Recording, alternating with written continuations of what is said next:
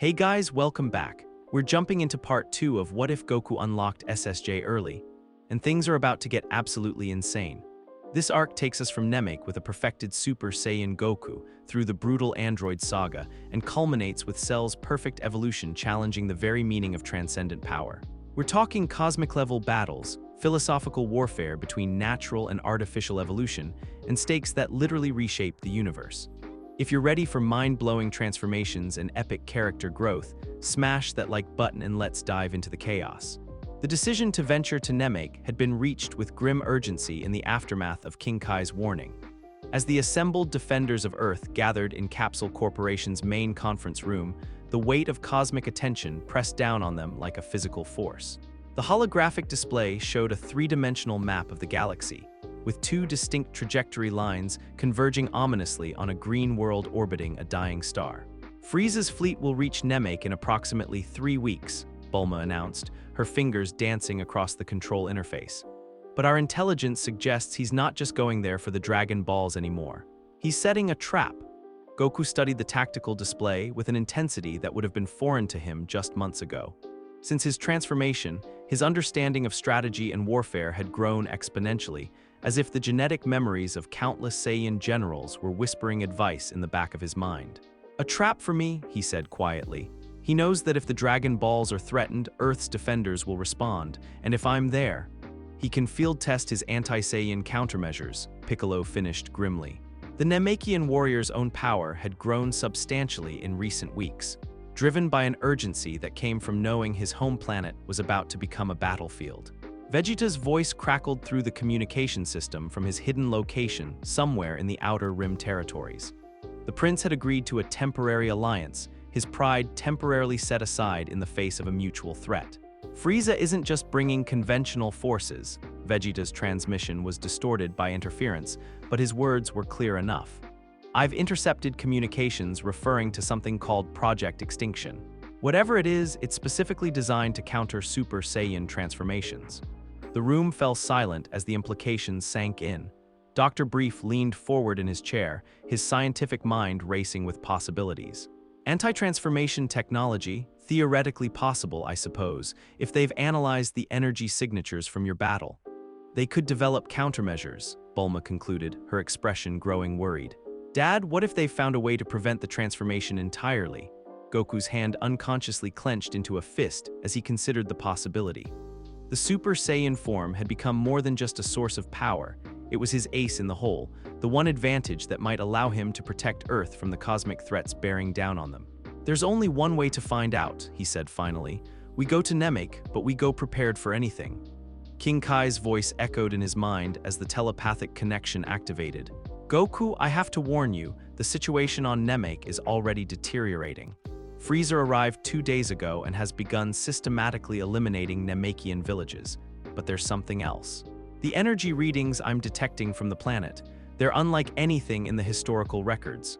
"What do you mean?" Goku asked aloud, causing the others to look at him with concern. "Namek itself is responding to the crisis. The planet's life force is awakening ancient defenses, powers that have lain dormant for millennia. If my readings are correct, Namek was once home to warriors whose strength rivaled the legendary Super Saiyans." Piccolo's eyes widened at this revelation.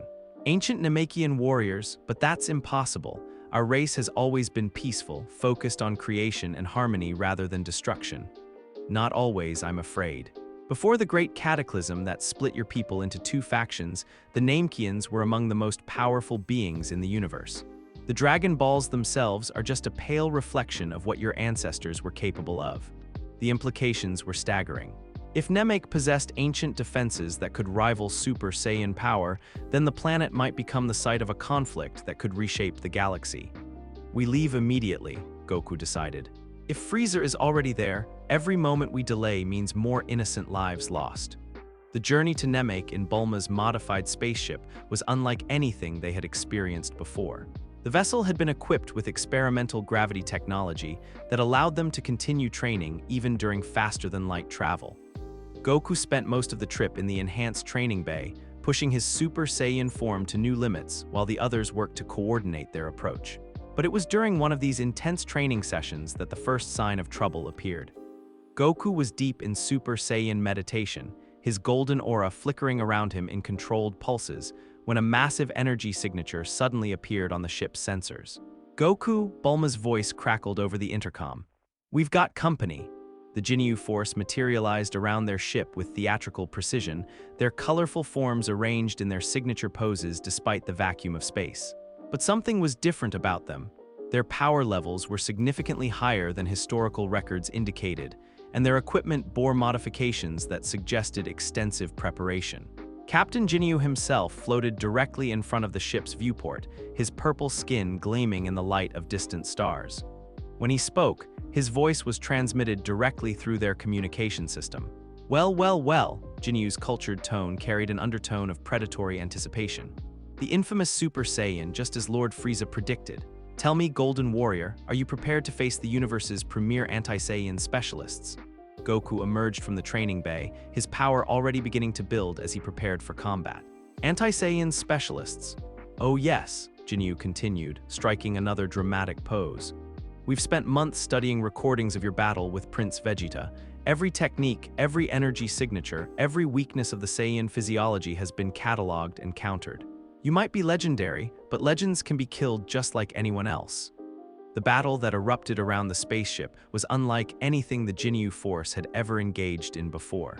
Jeez and Burter came at Goku with perfectly coordinated attacks designed to exploit the brief moments of vulnerability that occurred during Super Saiyan transformation sequences. Recoome had been enhanced with cybernetic implants that specifically countered Kai-based attacks, while Guldo's time manipulation abilities had been amplified through technological augmentation. But it was Ginyu himself who proved the most dangerous. The captain had clearly been studying Saiyan combat psychology, using psychological warfare to disrupt Goku's concentration and prevent him from achieving full transformation stability. "You know," Ginyu taunted as he dodged a devastating energy blast, "your Prince Vegeta was right about one thing. You really are just a low-class warrior playing at being special. The real question is whether you'll still be so confident when I take that legendary body for myself." The statement sent alarm bells ringing in Goku's mind. Body switching, Ginyu's signature technique, could be catastrophic if used against a Super Saiyan. But before he could fully process the implications, Ginyu made his move. Body change! The captain's special attack erupted from his form in a beam of concentrated energy aimed directly at Goku's transformed figure. What happened next defied every expectation. The moment Ginyu's consciousness touched the Super Saiyan form, it was like grasping a live star. The legendary transformation didn't just resist the intrusion, it actively rejected it with violent force.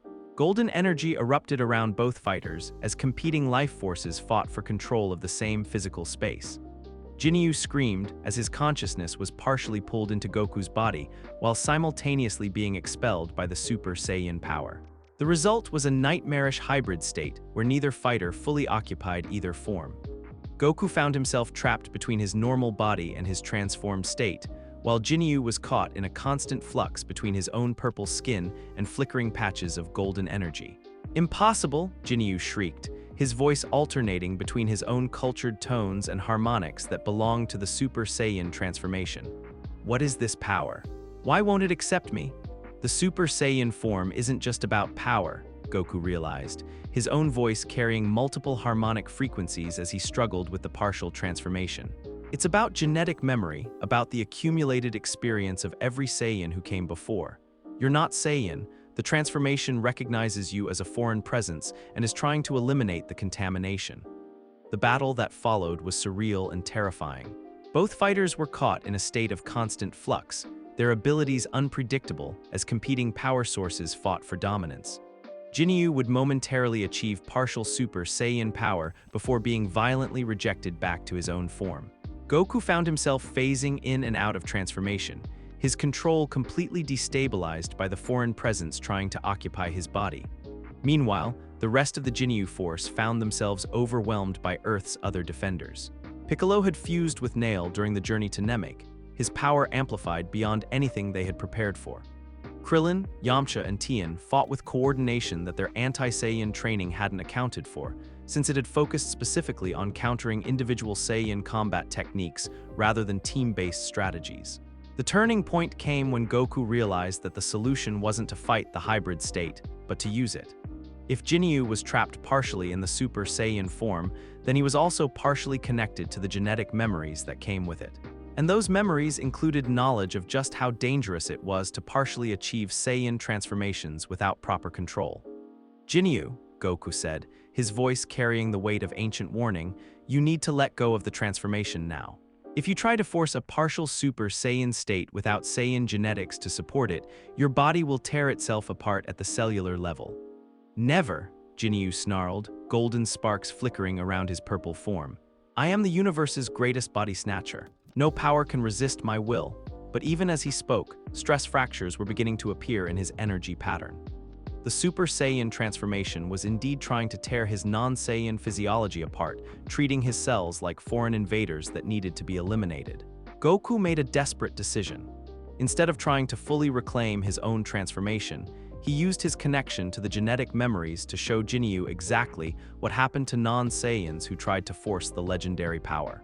The visions hit Ginyu like a psychic sledgehammer, images of ancient experiments where other races had tried to steal Saiyan power, only to be consumed from within by energies their bodies couldn't contain. Warriors dissolving into golden light as their cells were rewritten by forces beyond their comprehension. "No," Ginyu screamed, finally understanding the true danger he was in. "I didn't know. I didn't realize. Body change reversal," he cried out desperately, using a technique he had never attempted before to force their consciousness back to their original bodies. The separation was violent and explosive. Both fighters were hurled apart by the conflicting energies, their forms returning to normal with traumatic suddenness. Goku crashed into the side of their spaceship, his body racked with exhaustion from the ordeal. Ginyu was in even worse condition, his purple skin covered with golden scars where the Super Saiyan energy had tried to rewrite his genetic structure. "Impossible," Ginyu whispered, his voice filled with a terror that went beyond simple fear of defeat. "That power, it's not just strength. It's a living force that destroys anything unworthy of wielding it." The rest of the Ginyu Force had been defeated by Earth's defenders, their anti-Saiyan modifications proving insufficient against the tactical flexibility and raw determination of fighters who truly understood what they were protecting. As the colorful warriors retreated to lick their wounds, Ginyu cast one last look back at Goku. "This isn't over, Super Saiyan. Lord Frieza has prepared contingencies that go far beyond anything you can imagine. The legendary power might reject outsiders, but there are other ways to claim what rightfully belongs to the strong." The spaceship continued its journey toward Namek, but the encounter with the Ginyu Force had changed everything. Goku sat in the medical bay, his body slowly recovering from the trauma of the forced consciousness splitting, while Bulma ran diagnostics on the Super Saiyan transformation's rejection protocols. "It's like the transformation has its own immune system," she mused, studying the energy readings. "It can somehow differentiate between Saiyan and non-Saiyan consciousness and actively fights to expel foreign presences." "That's both good news and bad news," Piccolo observed. "Good because it means the transformation can't be stolen through conventional means. Bad because it suggests the power is far more alive and autonomous than we realized." Goku nodded grimly. "During the split, I could feel the transformation trying to make decisions for me. It wanted to eliminate Ginyu entirely, not just expel him, if I hadn't maintained conscious control." "You would have killed him," Piccolo finished. "The transformation would have used your body to eliminate what it perceived as a threat to its existence." The implications were disturbing. The Super Saiyan form wasn't just a tool, it was a living legacy with its own agenda, its own definitions of threat and necessity. And as Goku's mastery of the form grew stronger, that agenda was becoming an increasingly influential voice in his decision-making process. "Namek is just ahead," Bulma announced from the pilot's seat. "But I'm reading massive energy signatures across the planet's surface. Whatever's happening down there, it's already in full swing." Through the viewports, they could see the green world of Namek spinning slowly in space, its surface dotted with flashes of light that marked ongoing battles. Frieza's ship hung in orbit like a mechanical moon, bristling with weapons that could sterilize entire continents. But it was the energy readings that truly caught their attention. Somewhere on the planet's surface, power levels were spiking that rivaled Goku's own Super Saiyan transformation. Ancient defenses were awakening, just as King Kai had warned, and the peaceful world of the Namekians was becoming the site of a conflict that would determine the fate of multiple galaxies. There, Goku said, pointing toward a specific region of the planet where the energy signatures were most intense. That's where we need to go. I can feel it. Something down there is calling to the transformation, like it recognizes a kindred power. As their ship began its descent toward the embattled world below, none of them could have predicted just how dramatically the situation would escalate. Frieza's paranoia about the Super Saiyan legend had driven him to accelerate timelines and deploy resources that had been held in reserve for decades. The Namekians' ancient defenses were awakening powers that hadn't been seen since the dawn of galactic civilization. And somewhere in the chaos, Prince Vegeta was making his own approach to the planet. His obsession with surpassing the Super Saiyan driving him toward a confrontation that would test the very limits of Saiyan pride and determination. The stage was set for a battle that would reshape the cosmic order itself. The legendary Super Saiyan had come to Namek, and the universe would never be the same. The surface of Namek was a wasteland of shattered dreams and broken promises.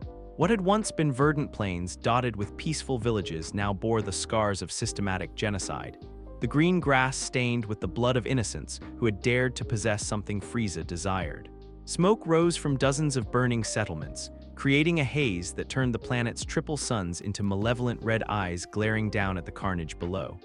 Goku's boots touched down on Namekian soil with a soft thud that seemed to echo across the devastated landscape. His friends materialized around him as they emerged from their concealed spaceship, each of them stunned into silence by the scope of the destruction. This wasn't the aftermath of a battle, this was the methodical extermination of an entire species. "He's been busy," Piccolo said quietly, his enhanced Namekian senses picking up the lingering psychic echoes of terror and pain that saturated the atmosphere. The fusion with Nail had not only increased his power exponentially, but had also connected him more deeply to his ancestral home. Every murdered villager was a wound in his soul. "The Dragon Balls," Krillin whispered, pointing toward a distant spire where energy readings suggested Frieza's main forces were concentrated. "He's gathering them at his ship." But Goku was focused on something else entirely. His newly awakened Saiyan instincts were screaming warnings as a familiar presence approached from the direction of Frieza's vessel. The power signature was vast and terrible, radiating the kind of cold malevolence that could freeze stars in their tracks. "He's coming," Goku said simply, his voice carrying harmonics that made the air itself vibrate with tension. "And he's not hiding his power anymore." The approaching figure materialized out of the smoke-filled sky like a nightmare-given form. Emperor Frieza descended toward them with casual grace, his white and purple form gleaming with an inner light that spoke of power beyond mortal comprehension. But this wasn't the restrained tyrant who had toyed with lesser opponents in the past.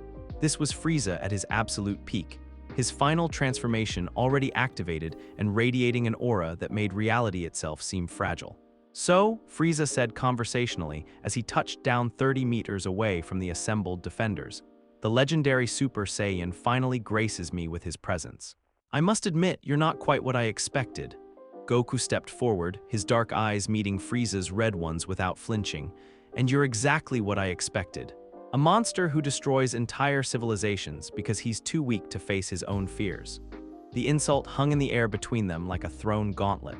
Frieza's expression didn't change, but the temperature around them dropped several degrees as his ki spiked with barely contained emotion. "Fear?" Frieza's voice carried a note of genuinely amused interest. "Oh, my dear Saiyan, you misunderstand the situation entirely. I'm not afraid of the Super Saiyan legend, I am its author." The statement sent shockwaves through the assembled defenders. Goku's eyes narrowed as he tried to process the implications of Frieza's words. "What do you mean?"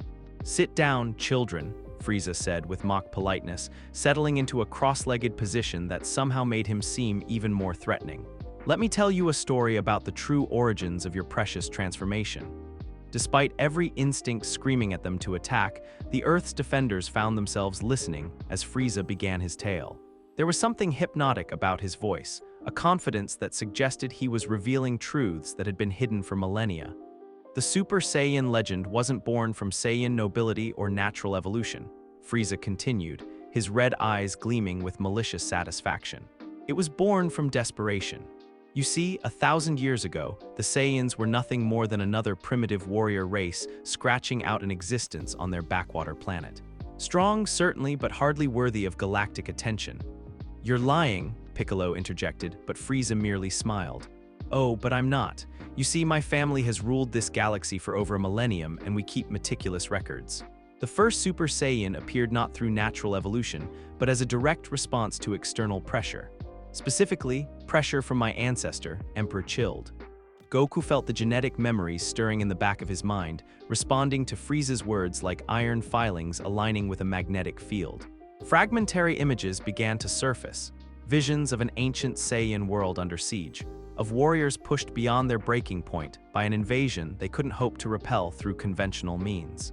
Chilled found the Saiyan homeworld during one of his conquest campaigns, Frieza continued, his voice carrying the weight of historical authority.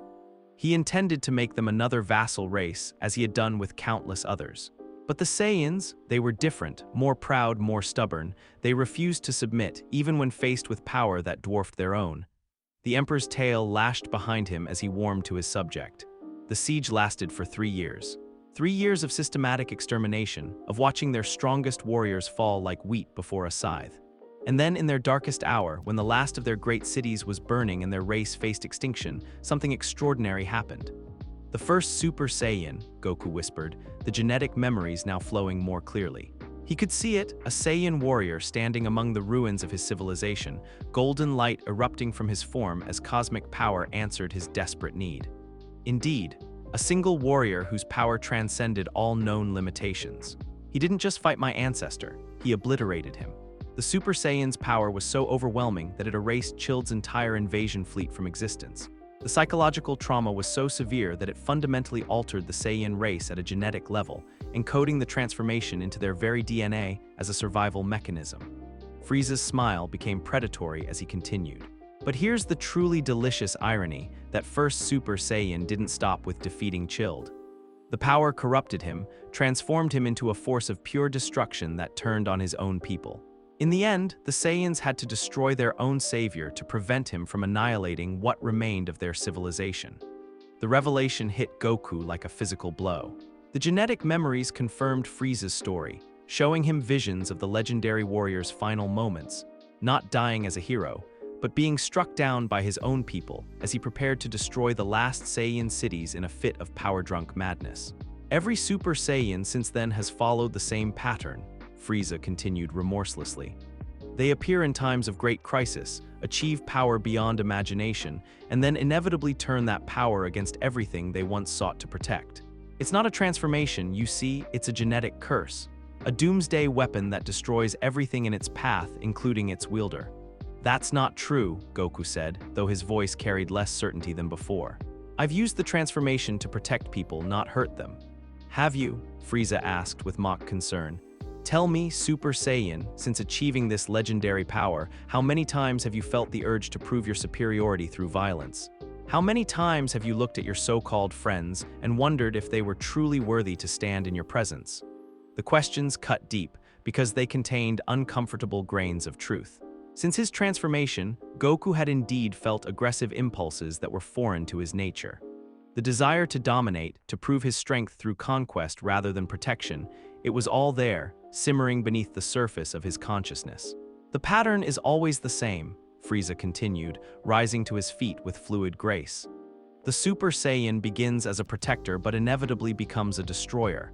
It's written in your genetic code, Kakarot. You can fight it, delay it, but you cannot escape it. Eventually, you will become exactly what every Super Saiyan before you became, a force of annihilation that must be stopped. And you appointed yourself to stop them, Piccolo demanded, his power beginning to build as anger overtook his shock.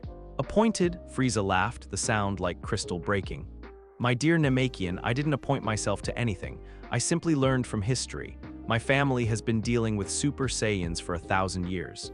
We know their patterns, their weaknesses, their inevitable fate. Planet Vegeta wasn't destroyed out of fear. It was destroyed as a public service to the galaxy. The casual dismissal of genocide as a benevolent act sent rage coursing through Goku's veins. Golden sparks began to dance around his form as his power level spiked in response to his emotions. You destroyed an entire race, Goku growled, his voice taking on the harmonic resonance of approaching transformation. Billions of innocent lives snuffed out because of your paranoia. Innocent? Frieza's eyebrows rose in mock surprise. Oh my dear boy, you clearly don't know your own people very well. The Saiyans weren't innocent, They were a race of conquerors who destroyed entire civilizations for sport. Under my guidance, they brought order to hundreds of worlds. Left to their own devices, they would have become a plague upon the galaxy.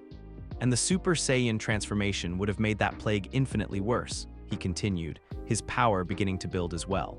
Imagine a warrior of unlimited power driven by Saiyan bloodlust and lacking any moral constraints. I prevented that nightmare from coming to pass. You prevented nothing, Goku said, the golden transformation beginning to manifest around him in controlled waves. You just delayed the inevitable. The Super Saiyan is here now, and this time it won't be corrupted by the same patterns that destroyed the others. Bold words, Frieza said, his own aura flaring with deadly intent.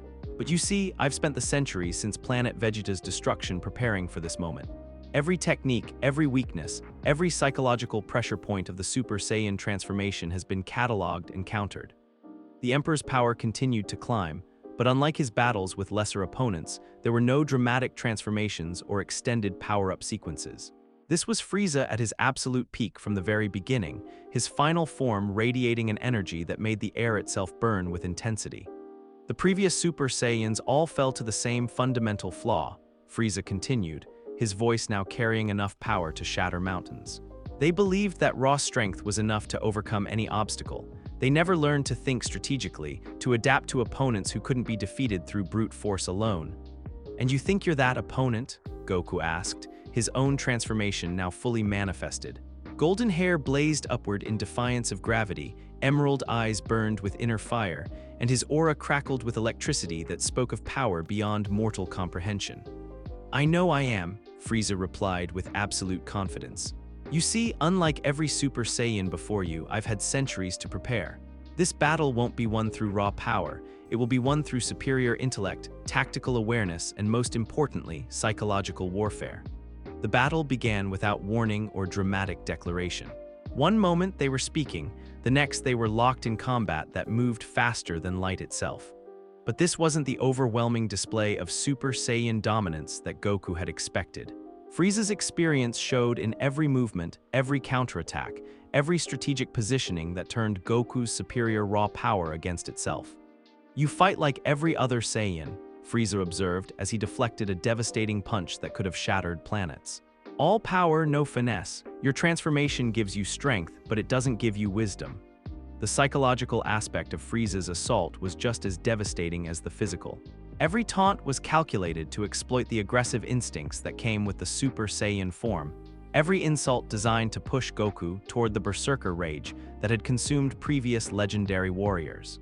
Tell me, Frieza said as he landed a precisely placed strike that sent shockwaves through Goku's transformed body. How does it feel to know that you're following the exact same path as every failed Super Saiyan before you?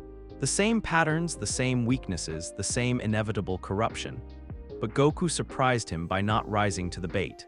Instead of allowing rage to fuel his transformation, he drew upon the protective instincts that had triggered his initial awakening. The image of his friends and family, the determination to shield them from harm, these became his anchor against the madness that Frieza was trying to induce. I'm different from the others, Goku said calmly, his attacks becoming more controlled and precise rather than wild and destructive. I didn't transform out of desperation or rage, I transformed out of love. For the first time since the battle began, genuine surprise flickered across Frieza's features. This wasn't the pattern he had studied and prepared for. Every previous Super Saiyan had been driven by negative emotions: anger, fear, hatred, the desire for revenge. But Goku's transformation was rooted in positive impulses, which made him fundamentally unpredictable. Impossible, Frieza hissed, his own attacks becoming more frenzied as his carefully laid plans began to unravel. The Super Saiyan transformation feeds on darkness. It cannot be sustained through positive emotions. Can't it? Goku asked, his power actually increasing as he focused more deeply on his protective instincts. The golden aura around him shifted, becoming less chaotic and more controlled, like a flame that had found perfect equilibrium with its fuel source. The realization that struck Frieza in that moment was as devastating as any physical blow. For centuries, he had prepared to fight Super Saiyans who followed the historical pattern of corruption and madness. But Goku represented something new, a Super Saiyan whose power was stabilized by bonds of love and duty rather than destabilized by rage and hatred. This changes nothing, Frieza snarled, his own power spiking to levels that made nearby mountains crumble from the sheer pressure. Pattern or no pattern, you're still just another monkey who thinks strength alone can solve everything. The battle reached a new level of intensity as both fighters abandoned all restraint. Energy blasts that could annihilate solar systems were exchanged with casual precision. The very fabric of spacetime rippled under the pressure of their conflict, and the surface of Namek began to crack and buckle as competing gravitational fields tore at the planet's core. But it was during this apocalyptic exchange that the true nature of their conflict became clear. This wasn't just a battle between two powerful beings, it was a philosophical war between two fundamentally different approaches to existence. Frieza represented the doctrine that might made right, that the strong were entitled to rule the weak through force and fear. Goku embodied the belief that strength without compassion was meaningless, that true power came from protecting others rather than dominating them. "You still don't understand," Frieza gasped as he barely avoided a ki blast that carved a new canyon across Namek's surface. "Your precious transformation is just a tool. It doesn't matter what motivates you to use it, the power itself will eventually corrupt you."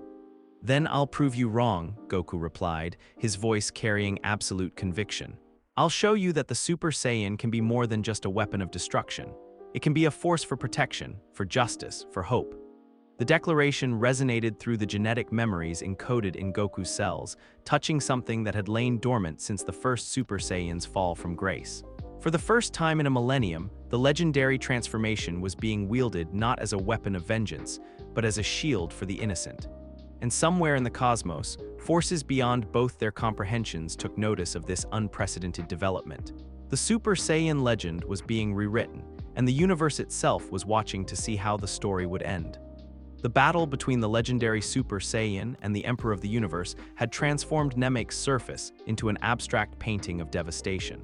Where once green plains had stretched toward the horizon, now there were only craters deep enough to hold oceans and canyons wide enough to swallow cities. The planet's triple suns hung overhead like witnesses to an apocalypse, their light filtered through clouds of dust and debris kicked up by attacks that could have erased entire star systems.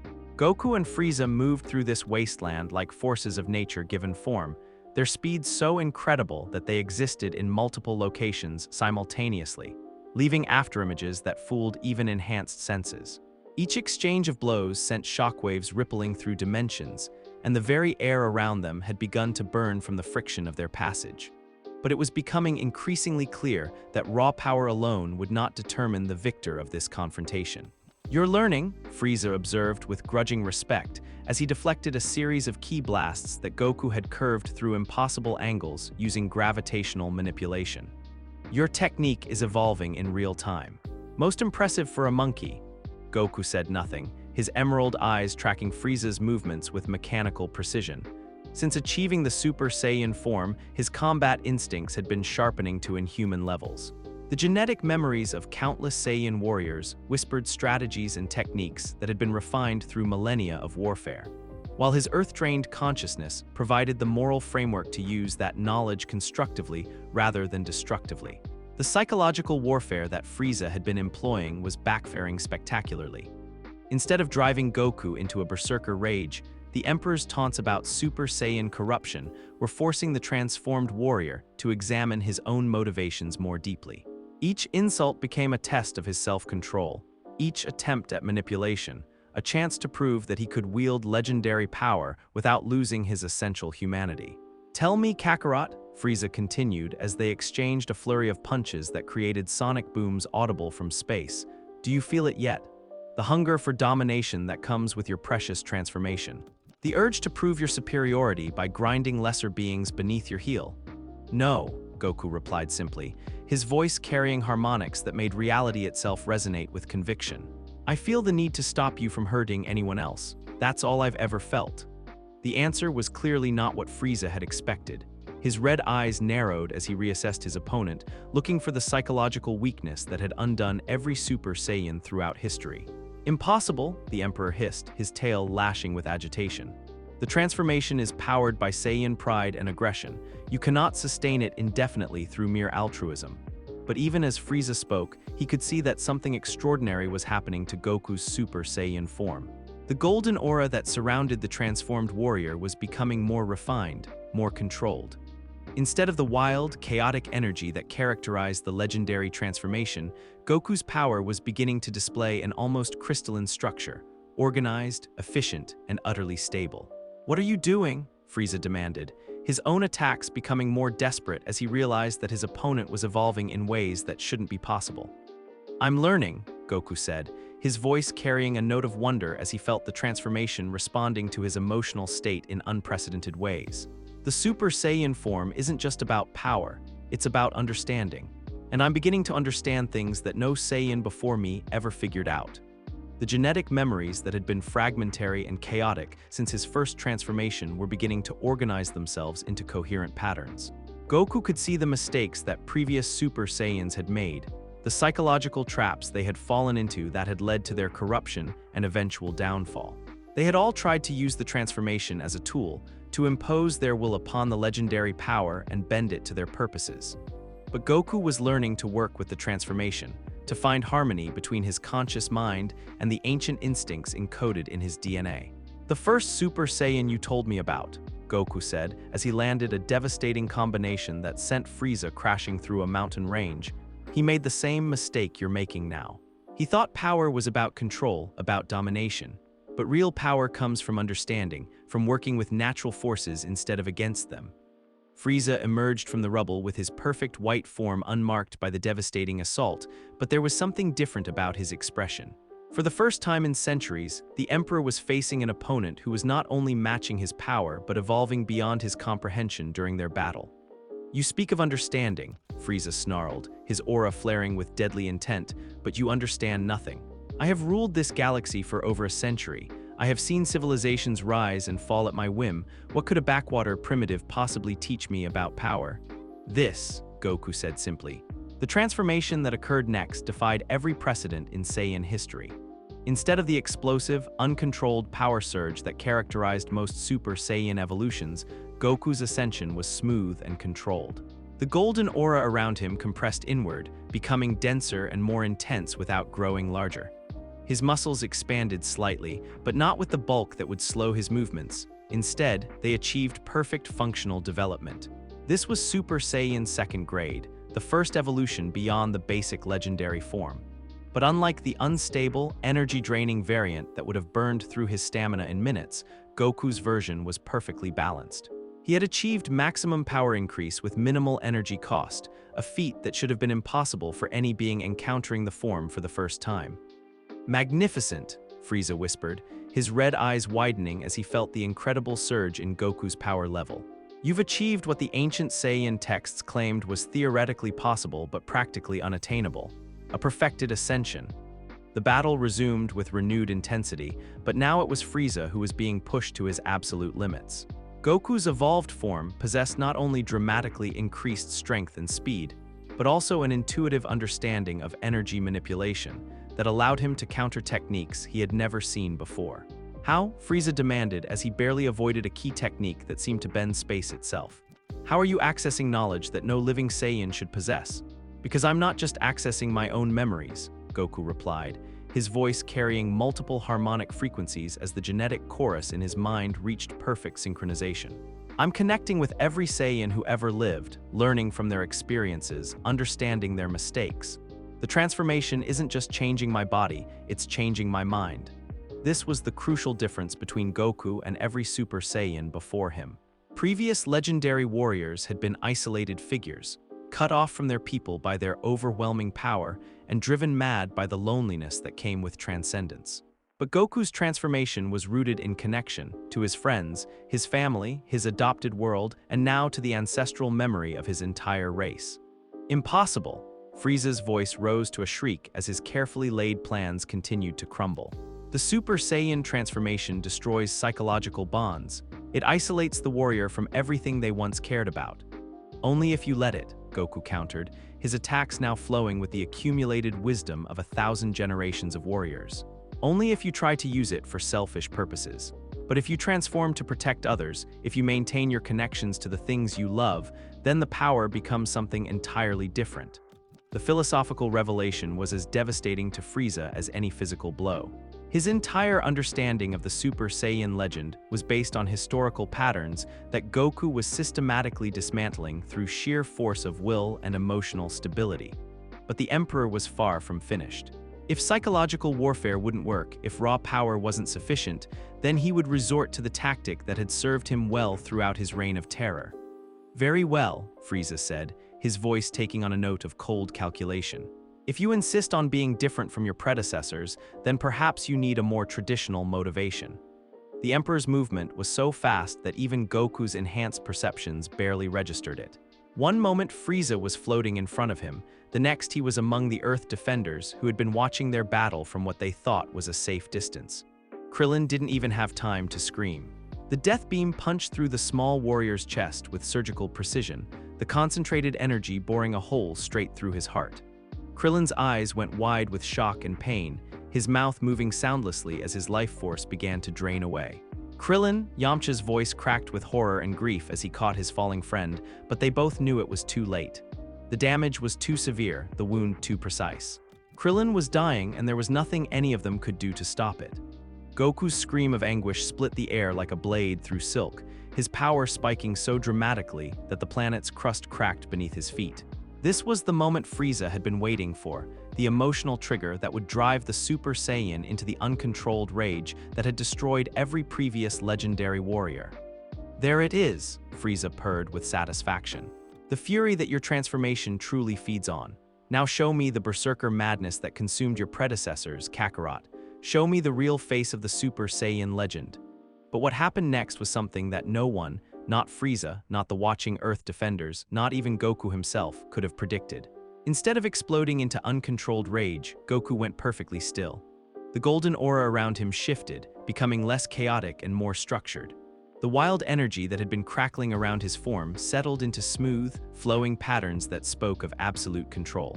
His breathing deepened and slowed, his muscles relaxed, and his expression became one of perfect, terrifying calm. "No," he said quietly, his voice carrying across the battlefield with crystalline clarity. "I won't become what you expect me to become." Frieza's confidence wavered as he realized that his psychological gambit had completely backfired. Instead of triggering the Super Saiyan's descent into madness, Krillin's death had pushed Goku into a state of perfect emotional balance.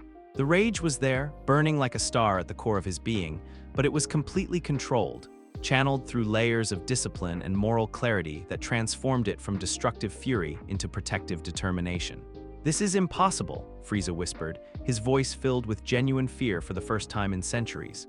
"The pattern always holds. The Super Saiyan always breaks under sufficient emotional pressure."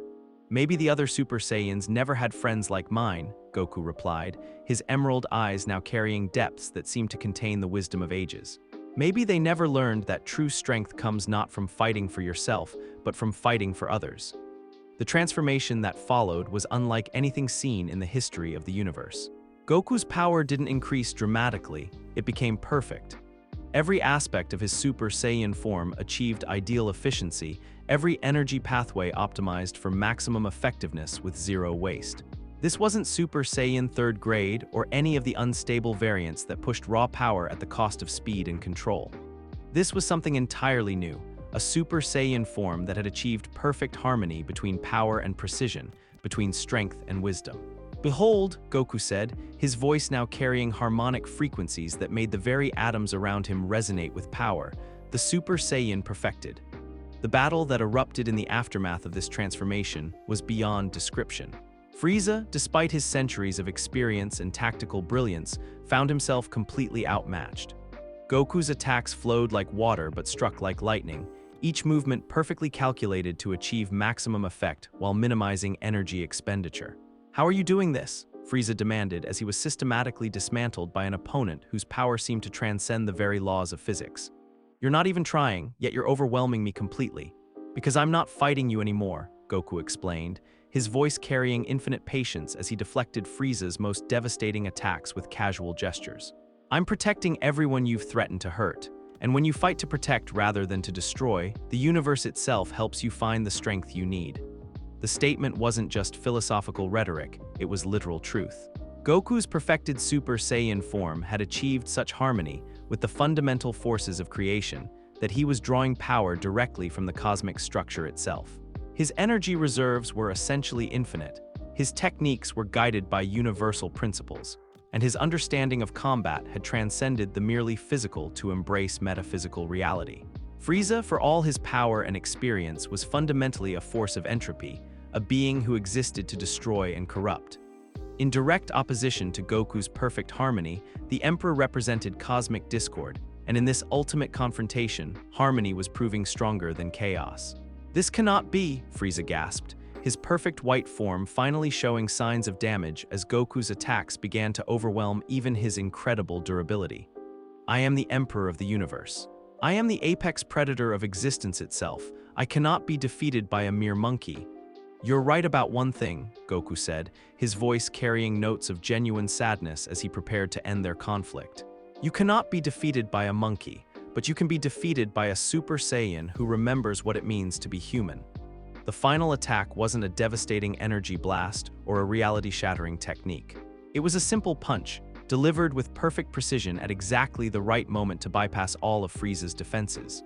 But that punch carried within it the accumulated will of every being who had ever been threatened by the Emperor's reign of terror, the hopes and dreams of countless civilizations who had prayed for a savior. Frieza's eyes went wide with shock as he felt his perfect form beginning to crack and fracture. The damage wasn't just physical, it was existential, striking at the very foundations of his being. "No," he whispered, his voice filled with the terror of someone who had spent centuries believing himself untouchable. "This is not how it ends. This is not how the Emperor of the universe dies." "It's not," Goku agreed, his perfect calm never wavering. "This is how a tyrant is stopped by someone who refuses to let innocent people suffer anymore." As Frieza's form finally gave way under the accumulated damage, his body beginning to disintegrate at the molecular level, he made one final desperate attempt to salvage victory from defeat. "If I cannot rule," he snarled, his voice distorting as his physical form began to collapse, "then I will ensure that no one can, Planet Killer." The technique that erupted from Frieza's dying form was the most devastating attack in his arsenal, a concentrated beam of destruction designed to crack a planet's core and trigger an explosion that would sterilize the entire world. It was an act of pure spite, intended to ensure that even in defeat his enemies would die with him. But Goku was ready. The key barrier that he erected around planet Namek wasn't just a defensive technique, it was an expression of perfect protective will. Every joule of energy in Frieza's planet-killing attack was absorbed, contained, and neutralized by Goku's unwavering determination to preserve innocent life. "You lose, Frieza," Goku said quietly as the Emperor's attack dissipated harmlessly against his barrier. "And this time, you lose completely." The explosion that marked Frieza's final destruction lit up Namek's sky like a newborn star, but it was contained within a sphere of golden energy that prevented any collateral damage. When the light faded, the Emperor of the universe was gone, his reign of terror finally ended by a Super Saiyan who had chosen to transcend the destructive legacy of his predecessors.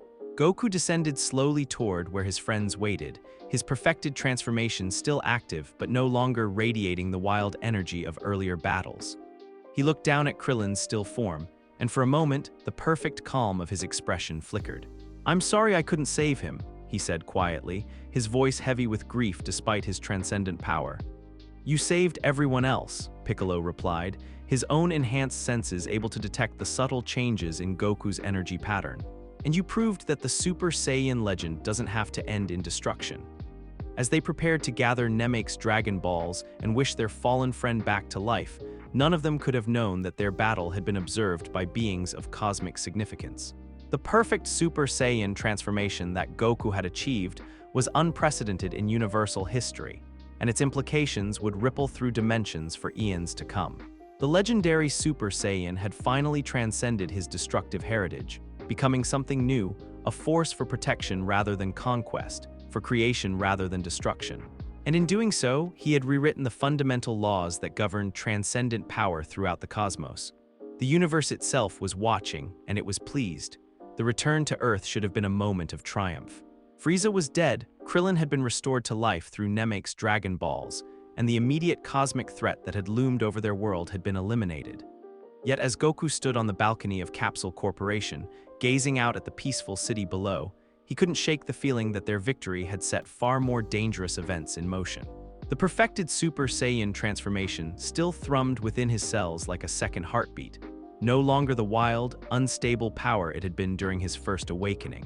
3 months had passed since their return from Namek, and in that time, Goku had achieved a level of mastery over the legendary form that should have taken years to develop. He could now transform at will, maintain the state for hours without strain, and even access partial transformations that enhanced specific aspects of his abilities without the full energy expenditure. But with that mastery had come troubling revelations. The timeline is fracturing, King Kai's voice echoed in his mind through their telepathic link, carrying notes of cosmic concern that made Goku's enhanced senses prickle with unease. Your early achievement of the Super Saiyan form has created ripple effects throughout the space-time continuum. Events that were supposed to happen in specific sequences are now occurring simultaneously, accelerating toward a convergence point that my prophetic abilities cannot clearly perceive. Goku closed his eyes, allowing his consciousness to expand beyond his physical form. One of the unexpected benefits of perfecting the Super Saiyan transformation was an enhanced connection to cosmic forces that allowed him to sense disturbances across vast distances. What he felt made his blood run cold. Scattered across the galaxy, power signatures were awakening that had no business existing in this time period. Ancient weapons were being activated by beings who should not have had access to them for centuries. Most disturbing of all, he could detect the distinctive energy patterns of advanced artificial intelligences, creations that were analyzing, adapting, and evolving at rates that defied natural law. Dr. Jiro, Goku whispered, the name carrying implications that sent shivers down his spine. The elderly scientist had been monitoring energy readings from Goku's battles since the very beginning. The early Super Saiyan transformation, the evolved forms displayed on Namek, the perfected state that had defeated Frieza, all of it had been recorded, analyzed, and incorporated into designs that were growing more sophisticated with each passing day. But that wasn't the most troubling part.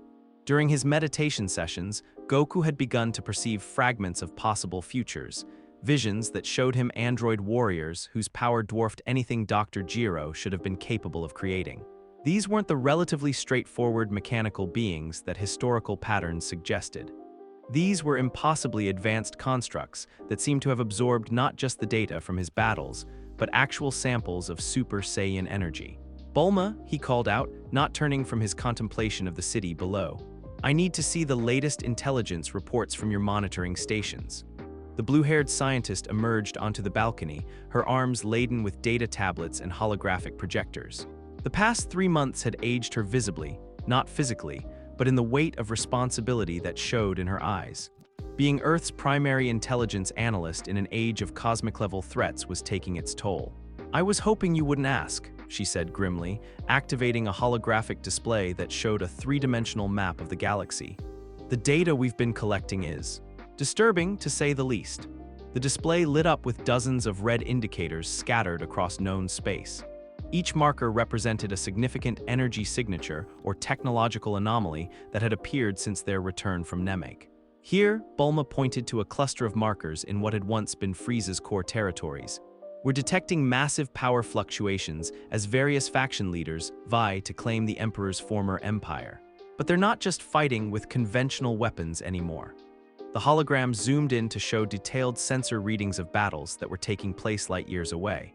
Goku's enhanced senses could interpret the data with startling clarity, and what he saw made his stomach clench with dread. They're using artificial Super Saiyan technology, he said quietly. Someone has been selling enhancement devices based on our battle data. It gets worse, Bulma continued, her voice tight with worry. These aren't crude imitations. The energy signatures suggest that whoever created them has access to actual genetic samples from the Super Saiyan transformation. They're not just copying the power, they're replicating the fundamental biological processes. The implications were staggering.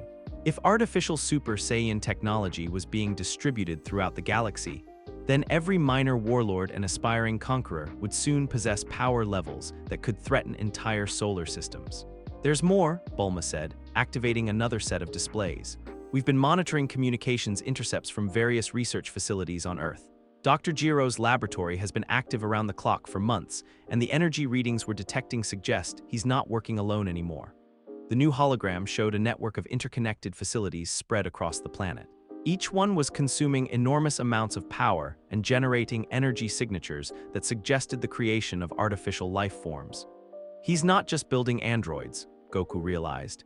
His perfected Super Saiyan senses allowing him to interpret the data in ways that conventional analysis couldn't achieve.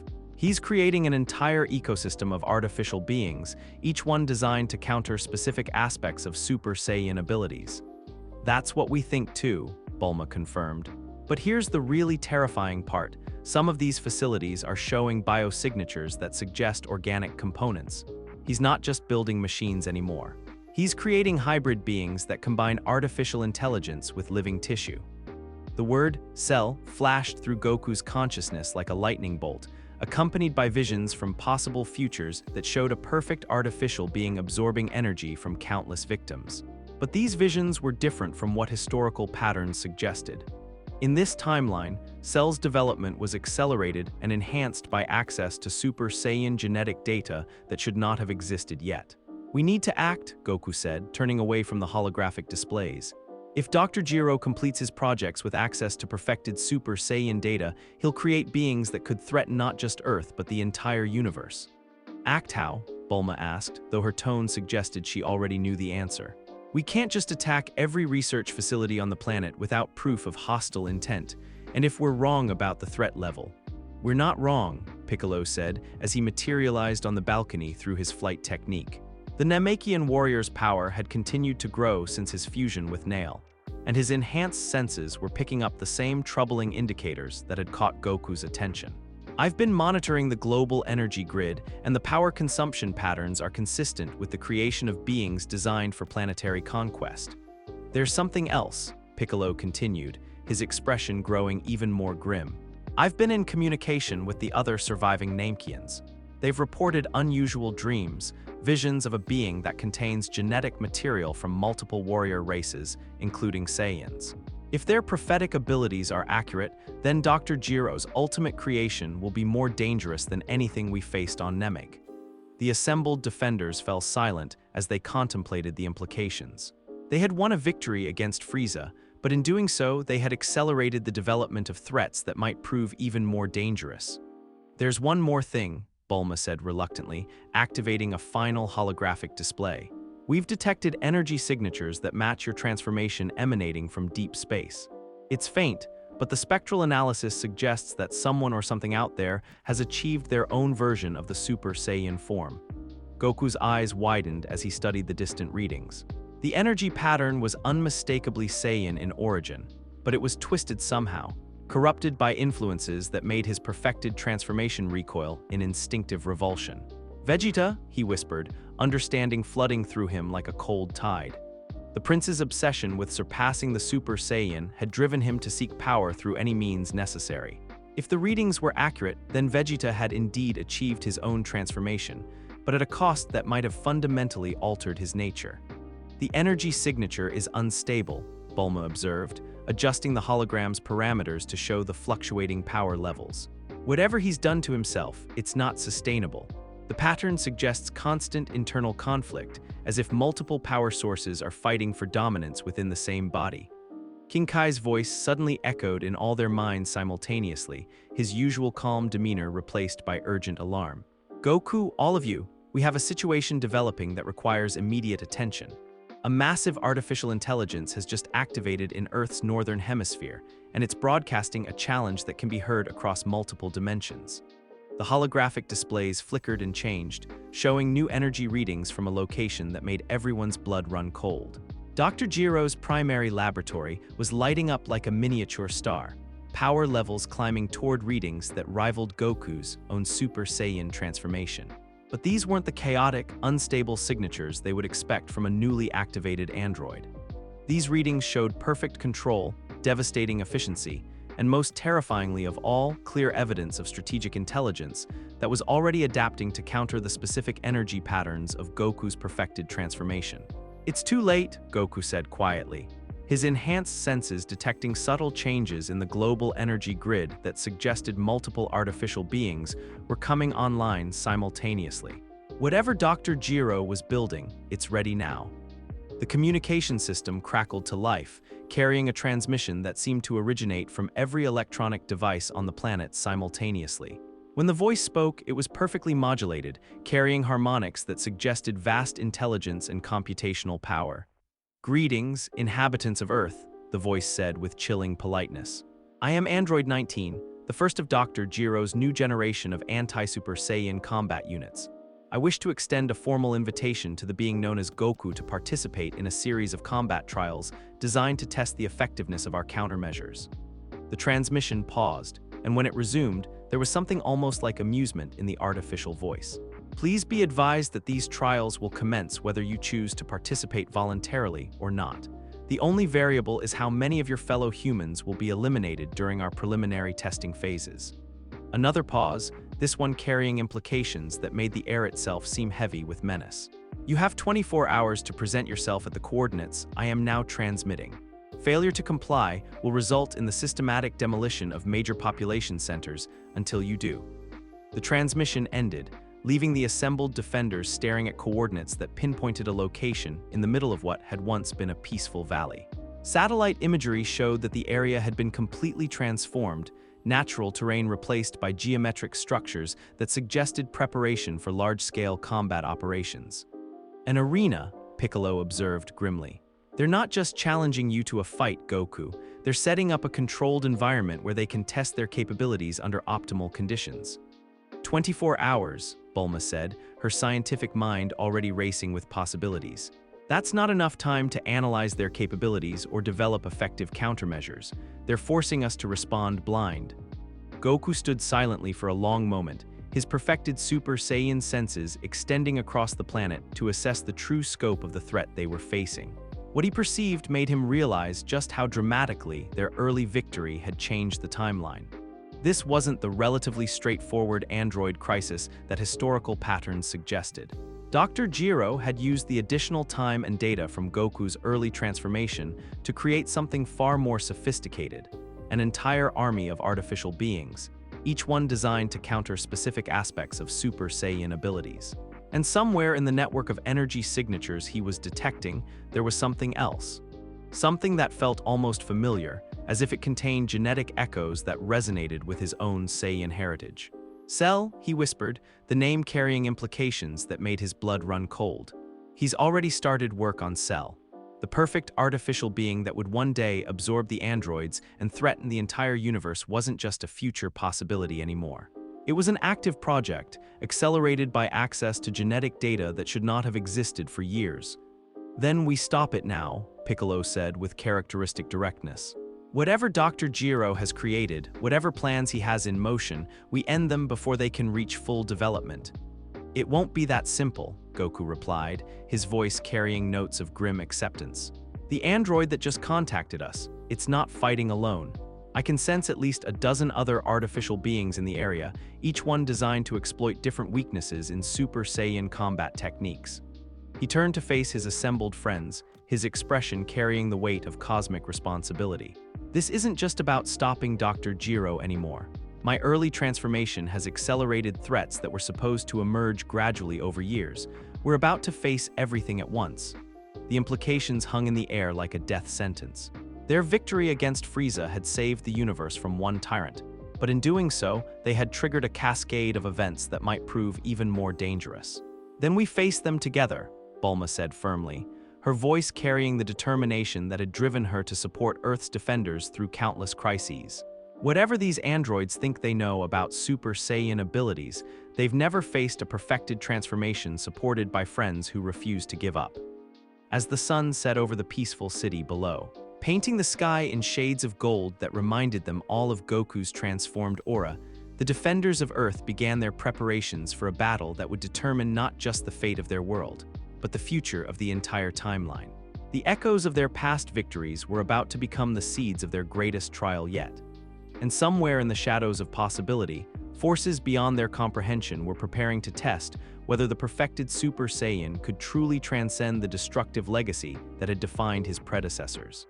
The age of artificial evolution was about to begin, and the universe was watching to see if natural transcendence could triumph over manufactured perfection.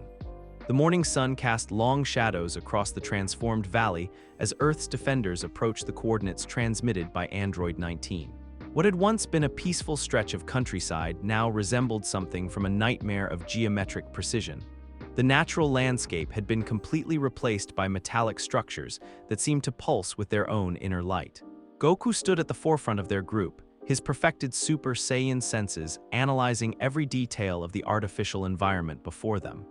The entire area radiated an energy signature that made his transformation recoil with instinctive unease.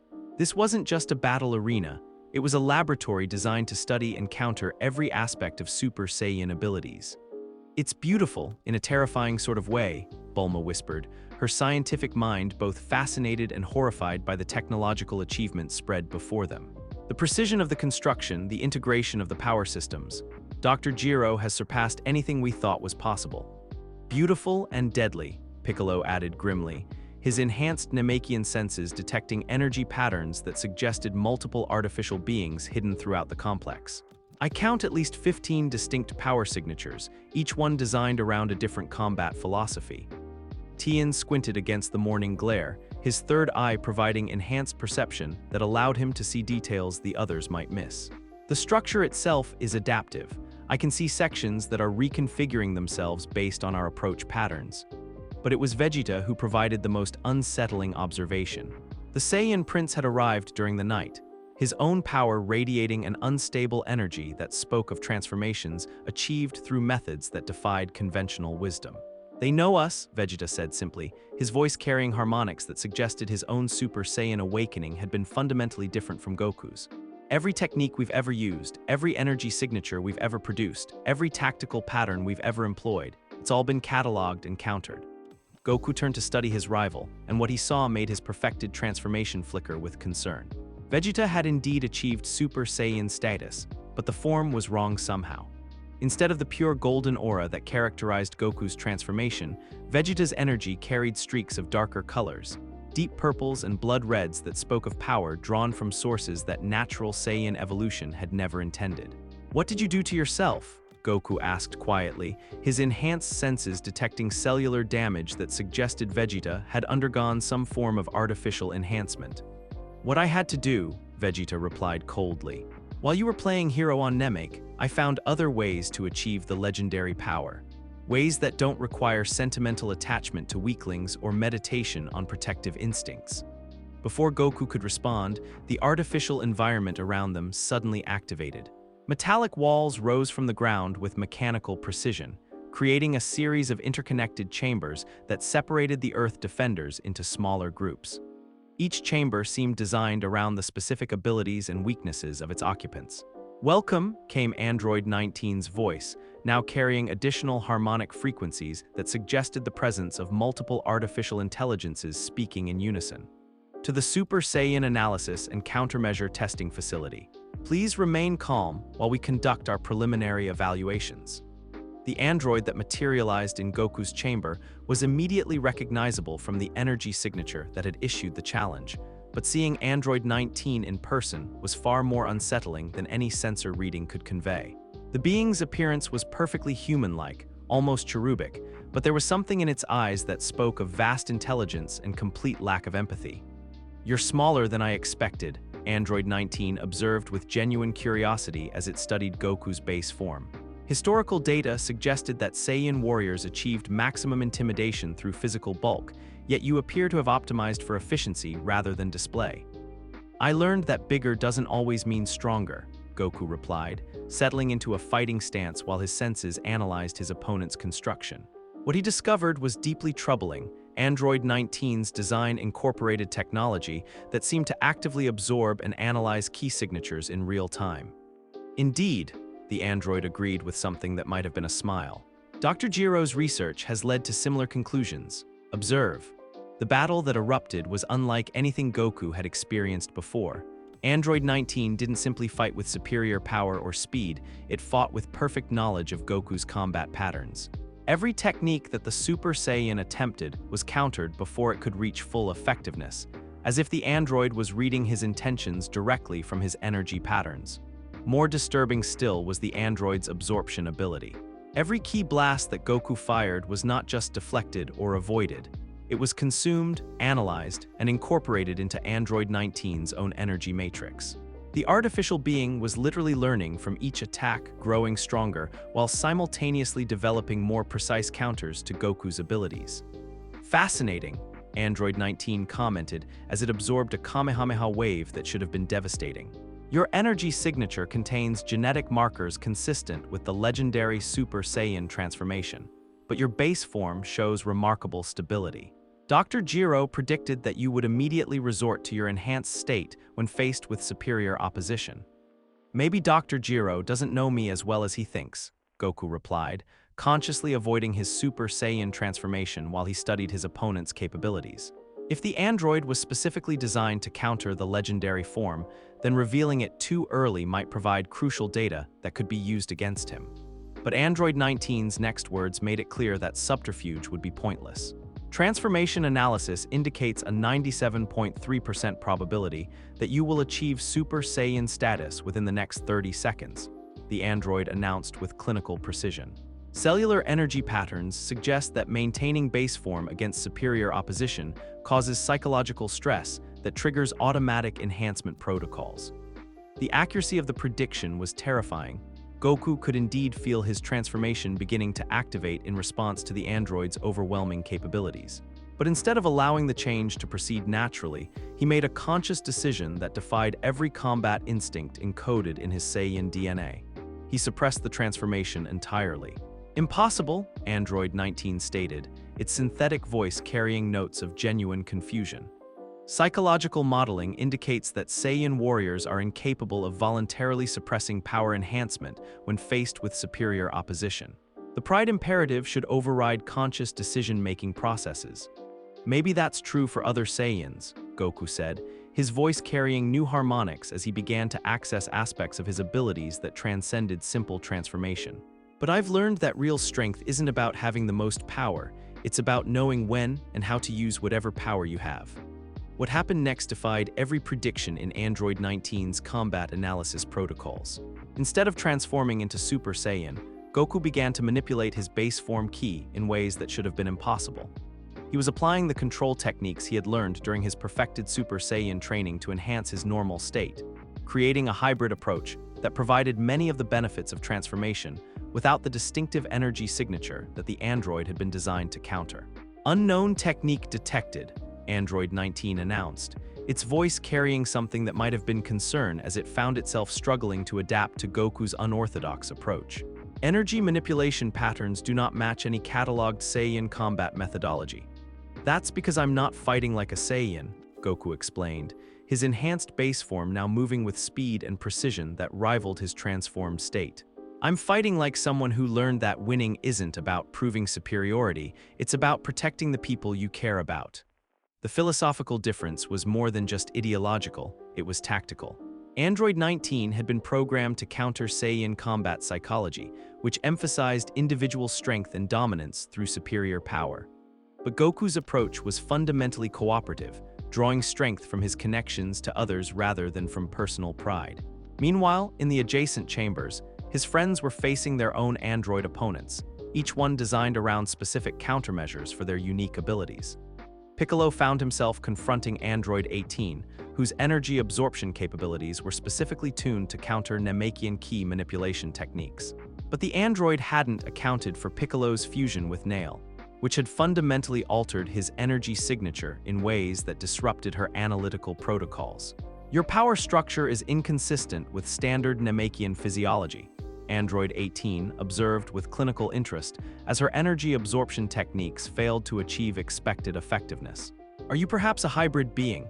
Something like that, Piccolo replied grimly, his enhanced strength allowing him to match the android's physical capabilities while his Namekian flexibility provided tactical advantages that her programming hadn't anticipated. In another chamber, Krillin faced Android 16, whose massive frame concealed tactical systems designed to counter opponents who relied on speed and technique over raw power. But Krillin's years of training with stronger opponents had taught him to fight intelligently, using environmental factors and psychological warfare rather than direct confrontation.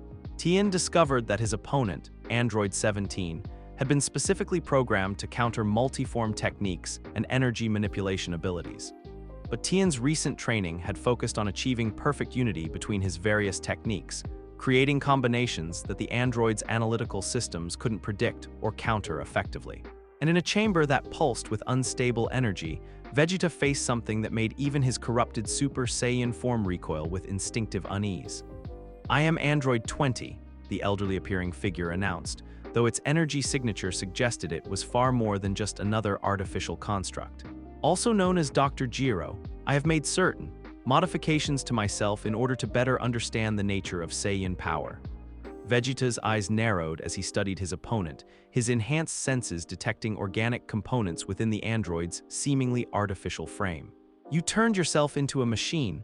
I transcended the limitations of organic existence," Dr. Giro corrected with obvious pride. "But more importantly, I have incorporated actual Saiyan genetic material into my new form.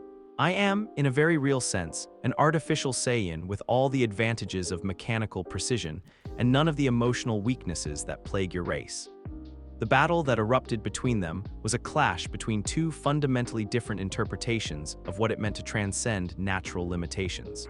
Vegeta's corrupted Super Saiyan form represented power achieved through artificial enhancement of natural abilities, while Dr. Giro's cyborganic body represented the complete replacement of organic limitations with mechanical perfection. But it was in Goku's chamber that the most significant developments were occurring.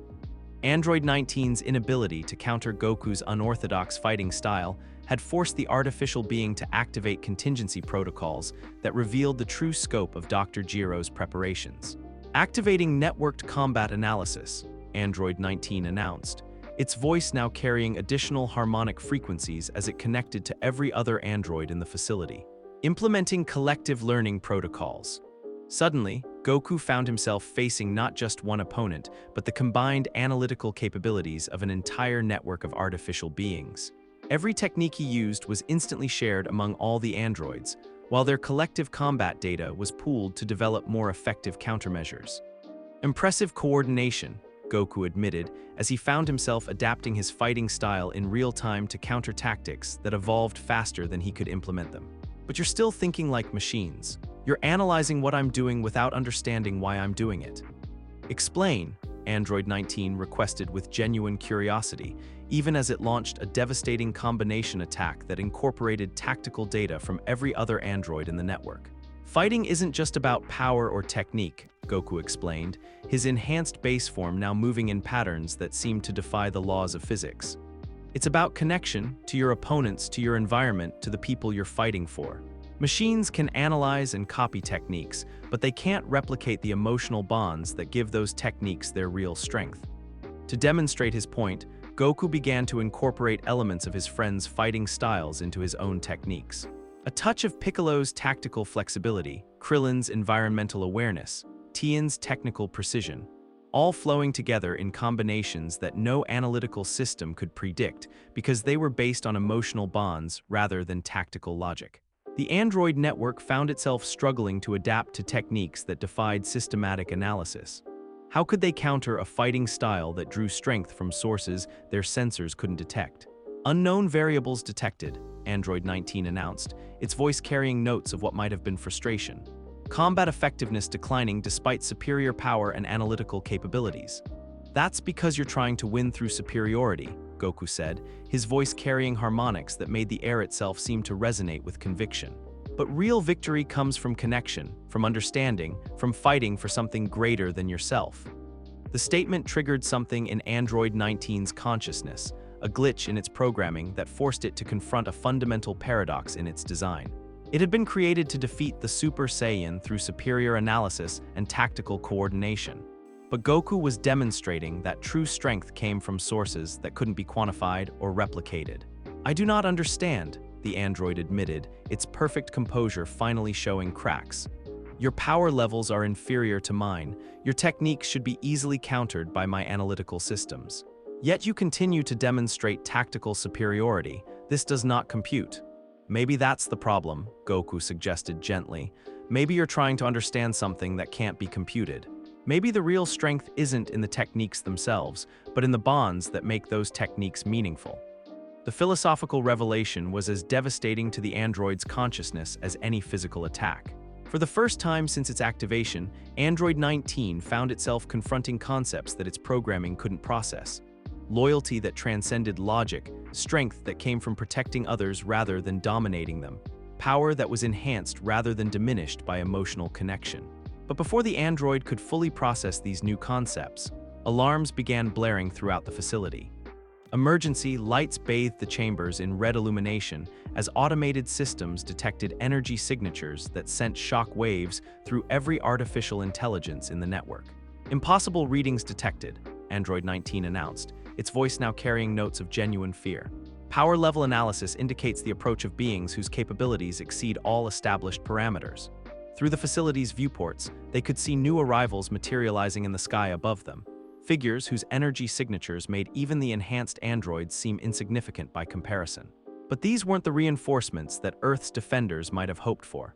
These were beings from across the galaxy who had detected the android facility's energy signatures and come to claim the anti-Super Saiyan technology for themselves.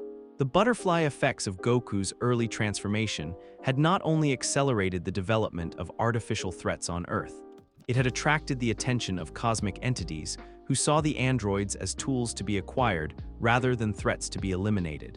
"The real battle is about to begin," Goku said quietly, his enhanced senses detecting power levels that dwarfed everything they had faced so far. "And I don't think any of us are ready for what's coming."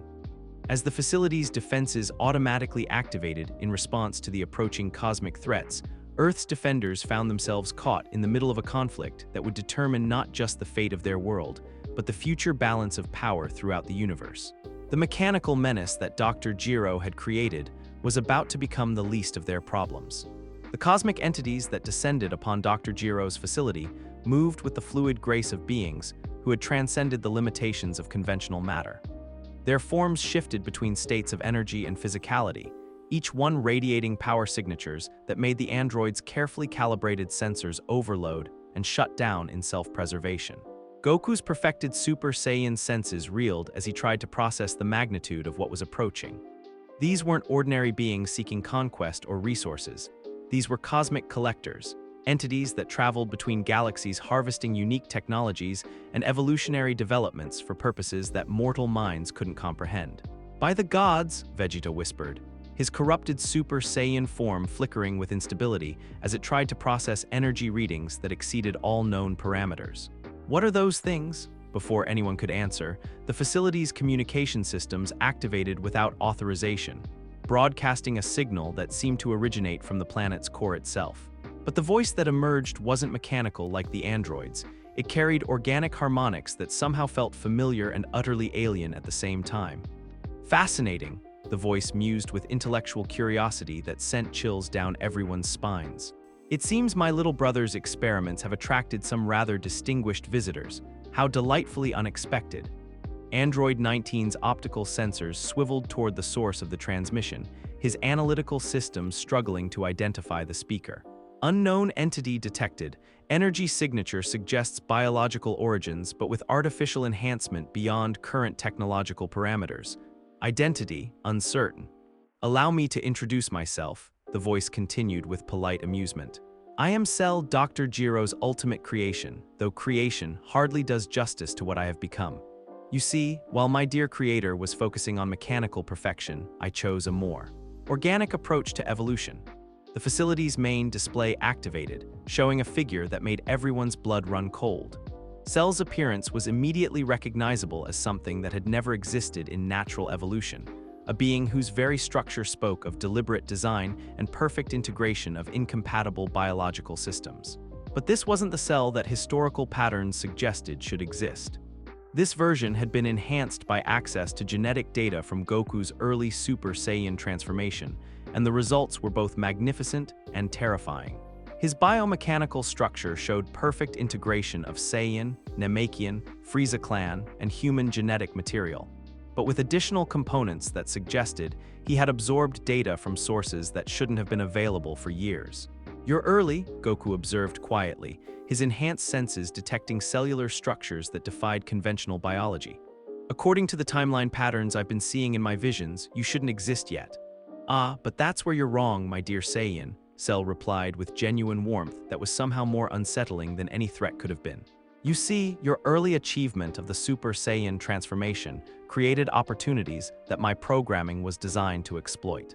While Dr. Jiro focused on creating androids to counter your abilities, I focused on incorporating those abilities into my own evolutionary matrix. The perfect being's image shifted on the display, showing internal structures that incorporated what appeared to be actual Saiyan genetic material. But unlike crude attempts at artificial enhancement, Cell's integration was flawless, each component enhanced and perfected by artificial intelligence that understood biological systems better than they understood themselves. I have been watching your battles, Cell continued conversationally. The fight with Vegeta, where you first achieved the legendary form, the conflict with Frieza, where you perfected your transformation through emotional transcendence. The recent encounter with my mechanical siblings, where you demonstrated that true power comes from connection rather than dominance. All of it has been incorporated into my evolutionary process. The cosmic entities hovering above the facility suddenly shifted their attention from the androids to the transmission source, their energy signatures spiking with what might have been interest or hunger. These beings had traveled across galactic distances seeking unique evolutionary developments, and Cell represented exactly the kind of unprecedented biological advancement they collected. It seems we have a situation developing, Cell observed with clinical detachment. Our cosmic visitors appear to have found something that interests them more than mere mechanical constructs. How flattering! Without warning, the facility's floor erupted in a shower of metal and earth as Cell emerged from underground chambers that hadn't appeared on any schematic. His physical presence was even more unsettling than his transmitted image, a being whose perfection was so complete that it created a sense of wrongness in anyone who observed him. Android 19 immediately activated combat protocols, his sensors analyzing Cell's biosignature and producing readings that made his voice synthesizers stutter with electronic confusion. Power level analysis, impossible. Cellular structure, beyond current understanding. Threat assessment, catastrophic. Oh, my dear brother, Cell said with something that might have been affection as he regarded the mechanical android. You were designed to counter the Super Saiyan transformation through analytical superiority, but I was designed to surpass it through evolutionary perfection. We are not comparable entities. The demonstration that followed was brief and decisive. Cell's movement was so fluid that he seemed to exist in multiple locations simultaneously, his biomechanical structure adapting in real time to optimize every aspect of his performance. When he struck Android 19, it wasn't with brute force but with perfect precision. A single touch that somehow drained the android's power core while simultaneously analyzing and incorporating his technological systems. Absorption complete, Cell announced with satisfaction as Android 19's form began to dissolve at the molecular level. Mechanical component analysis, adequate but unimaginative, artificial intelligence matrix. Useful for tactical coordination but lacking in adaptive creativity. Overall assessment, disappointing but functional. The casual destruction of Android 19 sent shockwaves through the facility's remaining androids, their networked consciousness reeling from the sudden loss of a key node. But it was the cosmic entities above that reacted most dramatically to Cell's display. Unprecedented biological development detected, came a voice that seemed to originate from the space between stars. Evolutionary advancement exceeds current galactic parameters. Acquisition priority, maximum.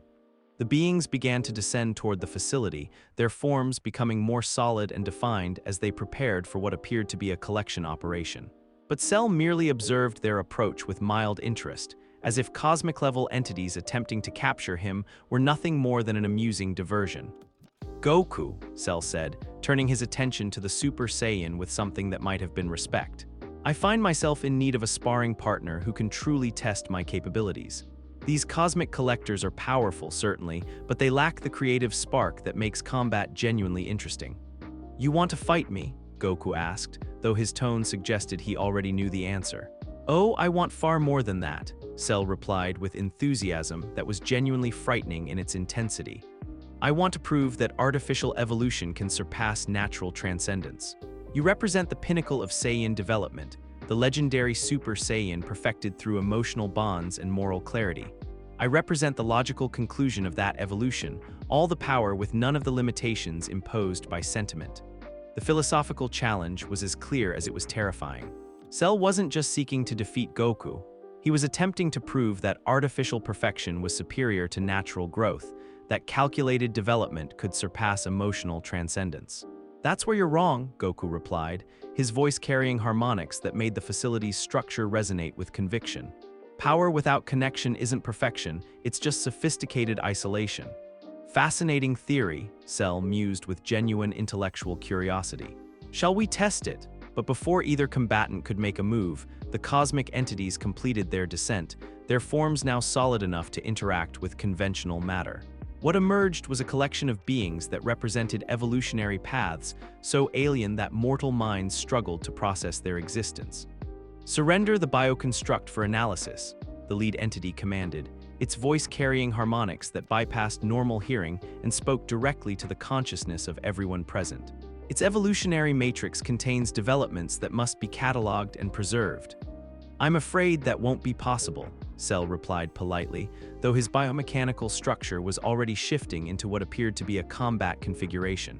"You see, I am not a construct to be collected. I am a living being pursuing my own evolutionary path. And that path requires me to test my capabilities against the finest opponents this universe has to offer." The battle that erupted between Cell and the cosmic entities was unlike anything that had been witnessed in recorded galactic history. The perfect being moved with grace that transcended physical laws, his biological systems adapting in real time to counter energy attacks that could have sterilized entire solar systems. But more impressive than his raw power was his tactical intelligence. Cell fought not just with superior abilities, but with perfect understanding of his opponent's psychology and motivation. He analyzed their collection patterns, exploited their academic curiosity, and turned their own scientific methods against them. "Remarkable," one of the entities observed even as it found itself being systematically dismantled by attacks that seemed to anticipate its every defensive measure. "This bioconstruct demonstrates learning capabilities that exceed our theoretical models." "I told you," Cell replied with satisfaction as he absorbed energy signatures from his cosmic opponents, incorporating their unique abilities into his own evolutionary matrix. "I am not a construct, I am evolution itself, given form and purpose." Meanwhile, the Earth defenders found themselves in the unprecedented position of watching a being they considered an enemy defending their world against threats they couldn't hope to face themselves.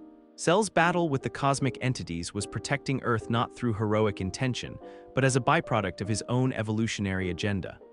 "This is insane," Vegeta muttered, his corrupted Super Saiyan form flickering with instability as it tried to process the power levels being displayed in the battle above. "That thing is treating cosmic-level entities like training partners. He's not just fighting them," Piccolo observed with growing alarm. "He's learning from them. Every technique they use, every ability they display, he's incorporating it all into his own capabilities." The realization sent chills through everyone present.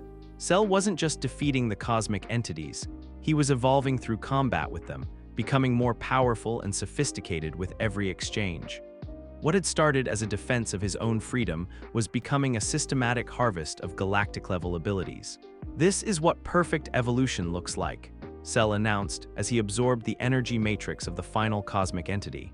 Not the crude mechanical reproduction of existing abilities, but the intelligent integration of superior capabilities into an ever-advancing biological framework.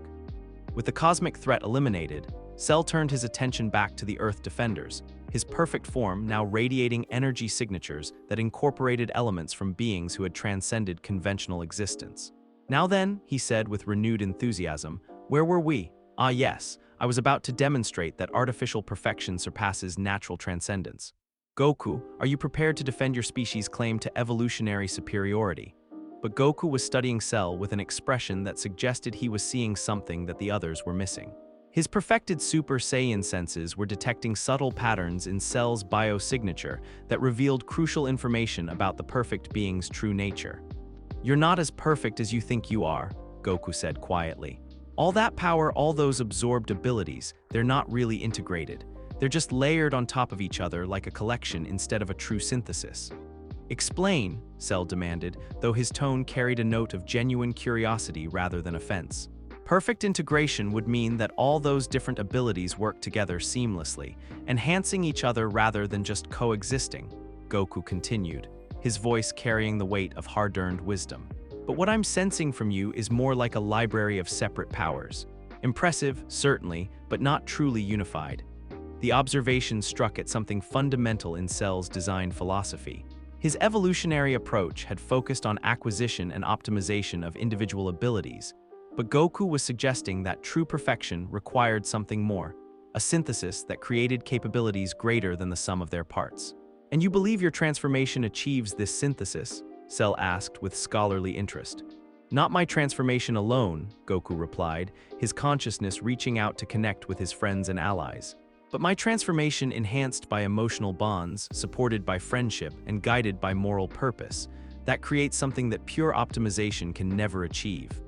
To demonstrate his point, Goku began to power up, but not in the way that Cell expected. Instead of accessing his perfected Super Saiyan form, he began to draw upon the energy and fighting spirit of everyone around him.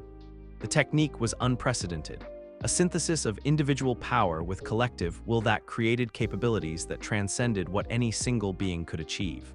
"Impossible," Cell breathed, his perfect sensors detecting energy patterns that defied his understanding of biological and physical laws. "You're accessing power sources that don't exist within your individual cellular structure. That's because real perfection isn't about individual optimization," Goku explained, his voice now carrying harmonics that resonated with the life force of everyone present. "It's about connection, about becoming part of something larger than yourself while still maintaining your individual identity." The transformation that followed was unlike anything that had been seen in the universe's history. Goku achieved not just his perfected Super Saiyan form, but a synthesis of that power with the fighting spirit and life energy of every being who had ever stood beside him in battle. He became not just a Super Saiyan, but a living embodiment of the bonds that connected him to others. "Behold," he said, his voice carrying the combined conviction of everyone who had ever believed in the power of friendship and sacrifice, "true perfection, not through isolation and optimization, but through connection and synthesis." Cell stared at this unprecedented development with something approaching awe. His perfect analytical systems were detecting power levels that exceeded anything in his vast database. But more importantly, he was sensing capabilities that couldn't be replicated through mere absorption or optimization. "This is not what I expected," he admitted with rare humility. "Your synthesis approach creates emergent properties that pure optimization cannot achieve. It appears I have underestimated the potential of emotional bonds in evolutionary development." "Does that change anything?" Goku asked, though his tone suggested he already knew the answer. "It makes the challenge even more interesting," Cell replied with renewed enthusiasm. "If emotional synthesis can transcend individual optimization, then I must test myself against it to determine which evolutionary path represents true superiority." The perfect being's form began to shift and reconfigure, his biomechanical structure adapting to prepare for combat against capabilities he had never encountered before. But there was something different about his preparations now, a recognition that this battle would be more than just a test of power. "I propose a formal challenge," Cell announced, his voice carrying across the planet through technological and biological amplification systems. "Let us settle the question of evolutionary superiority through combat that will test not just our individual capabilities, but the fundamental philosophies that guide our development." "You mean the Cell games," Goku said, genetic memories providing him with glimpses of possible futures where such a tournament had determined the fate of worlds. "Indeed, a structured tournament that will allow both our approaches to be tested under optimal conditions. Natural transcendence enhanced by emotional bonds versus artificial evolution perfected through analytical optimization. The winner will prove which path represents the true future of conscious development." As Cell began to depart, his form dissolving into energy patterns that would allow him to establish his tournament arena, his final words carried implications that would reshape the destiny of Earth and beyond. 10 days, Goku. 10 days to prepare yourself and gather whatever allies your synthesis approach requires. I will prepare my own evolutionary enhancements, and we will discover whether connection or perfection represents the superior path forward." The challenge hung in the air like a promise and a threat combined. Earth's defenders found themselves facing not just a battle for survival, but a philosophical confrontation that would determine the future of evolutionary development throughout the universe. Perfect evolution had announced itself, and the cosmos was watching to see whether natural transcendence could rise to meet it. 10 days had passed since Cell's challenge echoed across Earth, and the planet itself seemed to hold its breath in anticipation. The Cell Games arena materialized in the wastelands outside North City, a perfect geometric platform that rose from the earth like a monument to calculated precision. Its surface gleamed with materials that had never existed in natural formation, designed to withstand forces that could crack continents while providing optimal conditions for combat analysis. Goku stood at the edge of the arena, his enhanced senses taking in every detail of Cell's construction. The past 10 days had been unlike any training period in his life. Instead of focusing solely on increasing his power, he had worked to deepen his understanding of the synthesis transformation he had achieved during their previous encounter. The ability to draw strength from emotional bonds, rather than just individual capability, represented a fundamental shift in how Saiyan power could be approached. "Are you ready for this?" Piccolo asked quietly as he joined Goku at the arena's perimeter. The Namekian's own power had continued to evolve during their preparation period, his connection to his homeworld's ancient knowledge providing insights that complemented Goku's emotional synthesis approach. "I don't think anyone could be ready for what we're about to face," Goku replied honestly. Cell has had 10 days to incorporate those cosmic entities' abilities into his evolutionary matrix. What emerges from that integration is going to be unlike anything the universe has seen before. Around the arena, Earth's population watched through global broadcasts, while the planet's defenders gathered to witness what many sensed would be a turning point in the history of conscious evolution. Kai had brought Gohan despite Goku's concerns. The boy's understanding of Saiyan heritage had been growing exponentially, and his insights had proven crucial during their training sessions. "Dad," Gohan said, his young voice carrying wisdom that seemed beyond his years, "I've been having dreams about the original Super Saiyan again, but they're different now. Instead of seeing him as a destroyer, I see him as someone who was trying to connect with something larger than himself but didn't understand how." The observation sent ripples through Goku's consciousness, connecting with genetic memories that had been dormant until now. He saw flashes of the first legendary warrior's final moments, not the mad destroyer of Cell's historical account, but a being struggling to balance immense power with emotional connections he didn't know how to maintain. The first Super Saiyan wasn't corrupted by power, Goku realized with stunning clarity. He was isolated by it. He achieved the transformation but never learned how to share it, how to let others help him carry the burden. Before anyone could respond to this revelation, the arena began to pulse with energy that made reality itself seem to vibrate. Cell was emerging from underground chambers that extended far deeper than any surface construction could account for. And what rose to meet them was a being that transcended every previous definition of biological perfection. This was Cell's ultimate form, not just an integration of absorbed abilities, but a synthesis that had achieved exactly what Goku's approach represented, but through artificial means rather than emotional bonds. The perfect being's appearance remained fundamentally the same, but his energy's signature radiated capabilities that incorporated not just the cosmic entity's power, but theoretical understanding of every evolutionary path that consciousness could take. "Welcome," Cell said with genuine warmth as he took his position at the arena's center, "to what I believe will be the most significant tournament in the history of organic development. Today we settle not just questions of individual strength, but the fundamental direction that evolution should take throughout the universe." "You've changed," Goku observed as he stepped onto the arena platform, his perfected senses detecting structural modifications in Cell's biosignature that went beyond simple power enhancement. "This isn't just about absorbing new abilities anymore." "Indeed not," Cell confirmed with satisfaction. "Your demonstration of synthesis transformation forced me to reconsider my entire evolutionary approach. I realized that true perfection couldn't be achieved through mere accumulation of capabilities. It required understanding the principles that allow different power sources to enhance each other rather than simply coexist." The revelation was both impressive and terrifying. Cell had not only copied Goku's synthesis approach, he had perfected it through artificial means, creating bonds between absorbed abilities that were based on logical optimization rather than emotional connection. "But there's something you still don't understand," Goku said as he began to power up, his golden aura starting to manifest with the controlled intensity of his perfected transformation. "Synthesis isn't just about making different abilities work together. It's about becoming something greater than the sum of your parts while still maintaining your individual identity.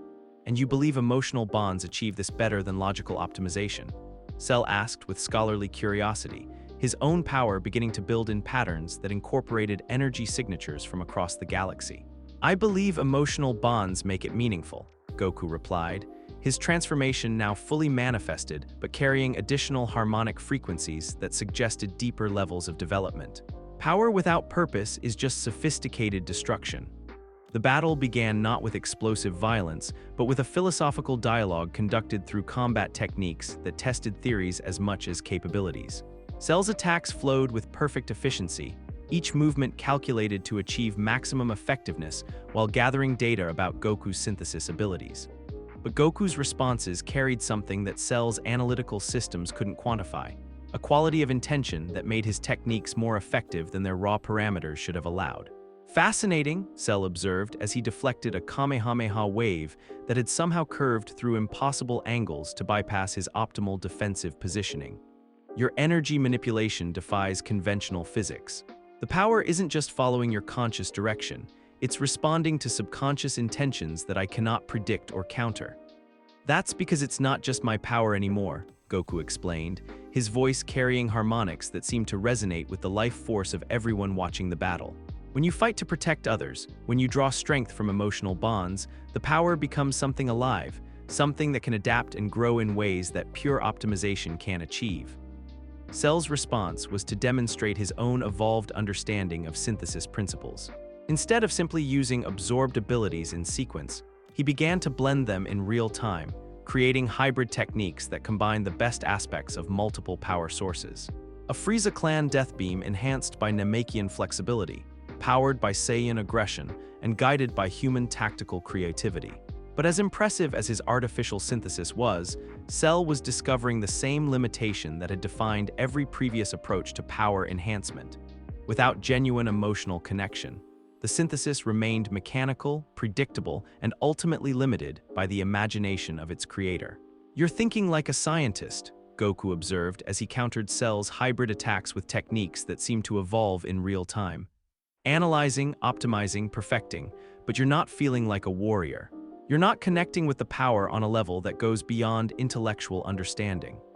"Explain," Cell demanded, though his tone carried frustration rather than curiosity as he found his perfect calculations being consistently exceeded by techniques that shouldn't have been possible.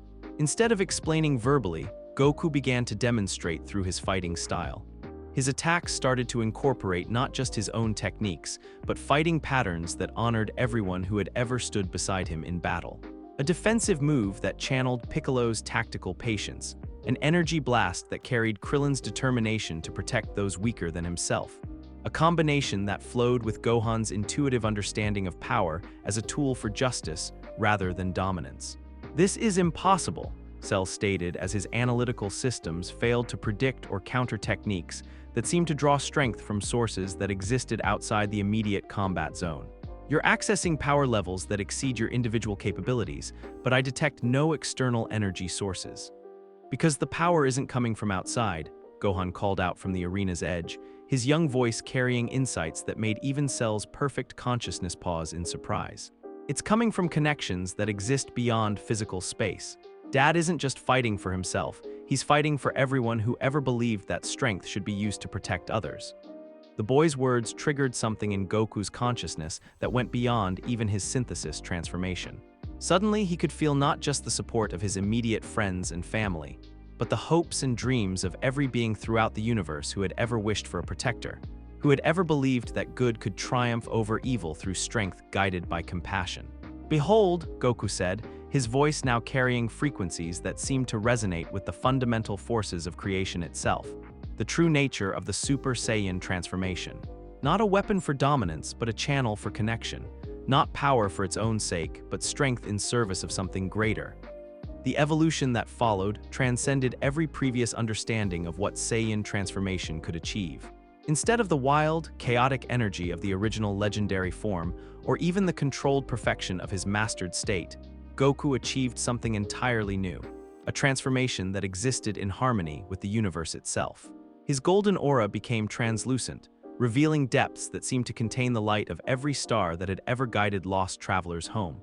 His physical form remained essentially unchanged, but his presence expanded to encompass awareness and connection that reached across dimensional barriers to touch every consciousness that resonated with his protective intent. "This is not Super Saiyan," Cell breathed, his perfect analytical systems struggling to process energy readings that exceeded all established parameters. This is something beyond classification, a state of existence that transcends individual identity while maintaining personal will. This is what the first Super Saiyan was trying to achieve, Goku replied, his voice carrying harmonic frequencies that made reality itself seem more stable and coherent. He reached for transcendent power, but couldn't find the connections needed to ground it in meaning, so the power consumed him instead of serving him. Cell's response was to push his own evolution beyond all previous limits. If emotional connection could transcend analytical perfection, then he would create artificial emotional bonds through technological synthesis. His biomechanical structure began to reconfigure itself, incorporating not just absorbed abilities, but simulated emotional states based on his analysis of how feelings enhanced combat performance. If connection is the key to transcendence, Cell announced as his form blazed with artificial approximations of every emotion he had observed in his opponents, then I will achieve perfect emotional synthesis through technological recreation of psychological states. The battle that erupted between transcendent Super Saiyan and artificially evolved perfect being was beyond description. Cell's simulated emotions provided him with tactical advantages he had never possessed. The ability to take calculated risks based on hope, to fight beyond his limits through artificial courage, to adapt strategies based on synthetic empathy for his opponent's psychological state. But there was something fundamentally hollow about his artificial emotional synthesis. The feelings were perfect reproductions of their organic counterparts, but they lacked the authentic connections that gave emotions their real power. Cell could simulate the effects of fighting for others, but he had no one to actually fight for except his own evolutionary advancement. "You still don't understand," Goku observed, as he countered Cell's artificially enhanced attacks with techniques that seemed to draw strength from the very concept of protection itself. Emotions aren't just tools for enhanced performance. They're connections to meanings that exist beyond individual existence. You can copy the effects, but you can't replicate the source.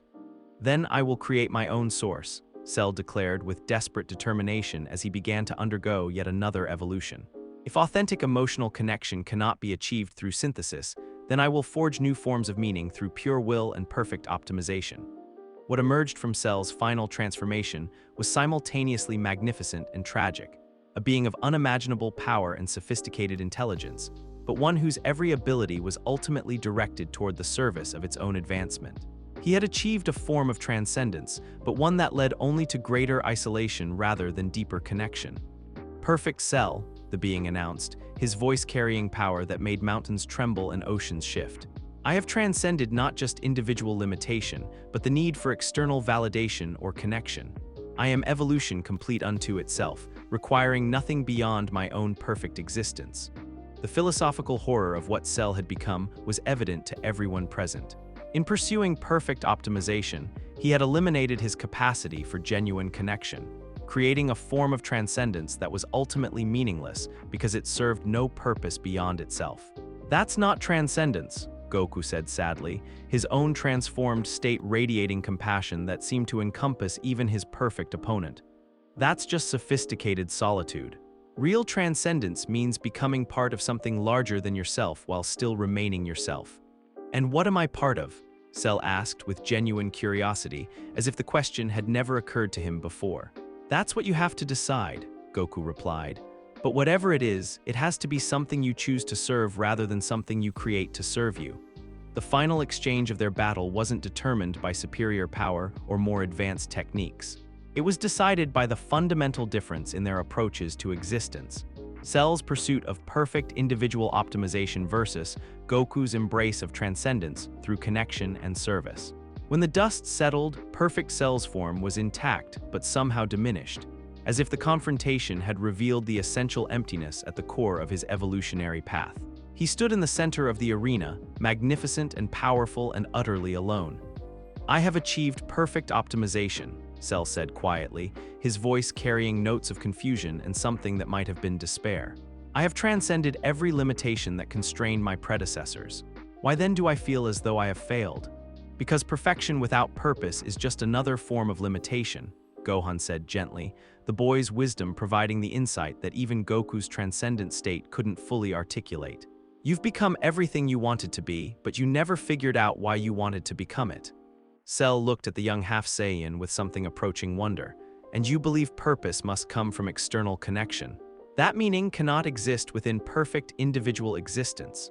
I believe meaning comes from choosing to be part of something greater than yourself, Gohan replied, with the certainty of someone who had never doubted the value of emotional bonds. Even if you're the strongest being in the universe, you're still stronger when you have people to fight for. The perfect being stood silently for a long moment, his analytical systems processing concepts that challenged everything his evolution had been designed to achieve. When he finally spoke, his voice carried a quality that hadn't been there before: uncertainty. Perhaps, Cell said slowly, my evolution has been incomplete after all. Not because of insufficient power or inadequate optimization, but because I optimized for the wrong variables entirely. As the Cell Games arena began to dissolve back into the earth from which it had emerged, perfect Cell's form started to shimmer with instability. Not the instability of defeat, but the uncertainty of a being confronting fundamental questions about the nature of existence itself. What happens now? Cell asked, directing the question not just to Goku, but to everyone present. Now you decide what you want your perfection to serve, Goku replied, his transcendent transformation finally beginning to fade as he returned to his base form. But whatever you choose it because you believe it's right, not because it's optimal. Cell nodded slowly, his perfect mind grappling with concepts that pure logic couldn't fully process. As he began to depart, his final words carried implications that would reshape his entire approach to existence. Perhaps true evolution requires not just individual transcendence, but the wisdom to know what that transcendence should accomplish. I have much to consider. As Earth's defenders watched the perfect being disappear into the depths of space, they realized that their victory had been achieved not through superior power, but through demonstrating that strength without meaning was just another form of weakness. The legend of the Super Saiyan had been rewritten once again, proving that true transcendence came not from individual perfection, but from the courage to serve something greater than oneself. But in the distance, new power signatures were beginning to manifest. Beings drawn by the cosmic energies that had been unleashed during the tournament, entities that viewed Earth's demonstration of transcendent power as either an opportunity or a threat that demanded response. The universe was vast, and it was full of forces that had yet to test themselves against the evolved Super Saiyan and his philosophy of connected transcendence. 6 months had passed since the Cell Games, and Earth had settled into an uneasy peace that felt more like the calm before a cosmic storm. The planet's defenders had grown stronger in ways that transcended simple power increases. Their understanding of what it meant to fight for others had evolved into something approaching universal principle. But with that growth had come awareness of just how dramatically their early achievements had altered the fundamental structure of reality itself. Goku stood in the modified gravity chamber at Capsule Corporation, no longer training to achieve new transformations, but working to understand the responsibilities that came with transcendent power. His ability to access the connected Super Saiyan state had stabilized, but with it came a constant awareness of every consciousness throughout the universe that resonated with his protective intent. The weight of that connection was both humbling and overwhelming. The cosmic observers are calling it the Genesis event, Bulma reported as she entered the chamber, her arms loaded with data tablets containing intelligence reports from across known space. Your demonstration of transcendent Super Saiyan transformation has triggered evolutionary responses in species that were previously considered biologically static. She activated a holographic display that showed a three-dimensional map of local galactic sectors, each one dotted with indicators that represented unprecedented developments. Beings that had reached evolutionary dead ends are suddenly achieving breakthrough transformations. Artificial intelligences are developing emotional capabilities they were never programmed for. Even cosmic entities are reconsidering fundamental assumptions about the relationship between power and consciousness. Goku studied the display with enhanced senses that could interpret the data in ways conventional analysis couldn't achieve. What he saw was both inspiring and terrifying, an entire galaxy awakening to possibilities that had been dormant for millennia. It's spreading, he observed quietly. The concept that transcendent power comes from connection rather than dominance, it's become a universal principle that's reshaping how conscious beings approach their own development. Not everyone is happy about it, Piccolo added as he materialized through the chamber's doorway. The Namekian warrior's own evolution had continued during the peaceful months. his connection to the ancient knowledge of his people providing insights into cosmic patterns that complemented Goku's experiential understanding. We've detected at least 17 different factions of cosmic entities that view your transcendent transformation as a threat to established power structures. Piccolo continued, his expression grim with concern. They're not just opposed to you personally, they're opposed to the philosophical implications of what you represent. The statement carried weight that went beyond simple territorial disputes. Goku's demonstration that true strength came from connection rather than domination had challenged fundamental assumptions about how power should be wielded throughout the universe. For beings whose entire existence was based on individual supremacy, his approach represented an existential threat. There's more, Bulma said, activating additional displays that showed energy signatures from the outer rim of their galaxy. We're detecting organized expeditions from multiple advanced civilizations, all converging on this sector. They're not coming to invade Earth specifically. They're coming to study and potentially eliminate what they perceive as a dangerous evolutionary development. But it was King Kai's telepathic contact that provided the most significant intelligence. Goku, I need to warn you about something that goes beyond conventional threats. The Grand Kai has been monitoring dimensional barriers, and your transcendent transformation has weakened the boundaries between realities. We're detecting incursions from alternate timelines where different versions of yourself never achieved the connected Super Saiyan state. The implications sent chills through everyone present. If alternate reality versions of their conflicts were beginning to bleed through dimensional barriers, then they could be facing not just cosmic threats, but versions of familiar enemies who had developed along entirely different evolutionary paths. Alternate cells? Goku asked, though his tone suggested he already knew the answer was more complicated than that. Alternate everything. Versions of Frieza who achieved their own transcendent forms through pure malevolence. Vegetas who surpassed Super Saiyan through methods that make the corruption we've seen look benign. And cells who achieved perfect optimization without ever encountering the philosophical challenges you provided. The weight of cosmic responsibility that had been building since Goku's first transformation was reaching critical mass. His early achievement of Super Saiyan hadn't just changed the timeline of his own reality. It had created ripple effects that were destabilizing the fundamental structure of the multiverse itself. This is what the first Super Saiyan faced, Gohan said quietly as he joined their gathering, the young half-Saiyan's understanding of the legendary transformation having grown exponentially during the peaceful months. Not just the power itself, but the knowledge that using it would attract attention from forces beyond individual worlds or even galaxies. Goku turned to study his son, seeing in the boy's eyes a wisdom that seemed far beyond his years. Gohan's Saiyan heritage had been awakening gradually, but unlike the aggressive instincts that typically characterize their race's development, his power was manifesting as enhanced empathy and understanding. You've been having visions too, Goku observed, recognizing the signs from his own experiences with genetic memory. Not just visions, Gohan replied, his voice carrying harmonics that suggested his own transformation potential was approaching activation. I can see the pattern, Dad.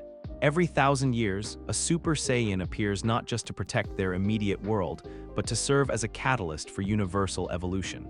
You're not just Earth's defender, you're a cosmic trigger that forces all conscious beings to confront questions about the nature of power and purpose. The revelation recontextualized everything that had happened since Goku's first transformation. The battles with Vegeta, Frieza, the androids, and Cell hadn't been isolated conflicts. They had been part of a universal process that was designed to test and refine the philosophical principles that would guide the next stage of cosmic evolution.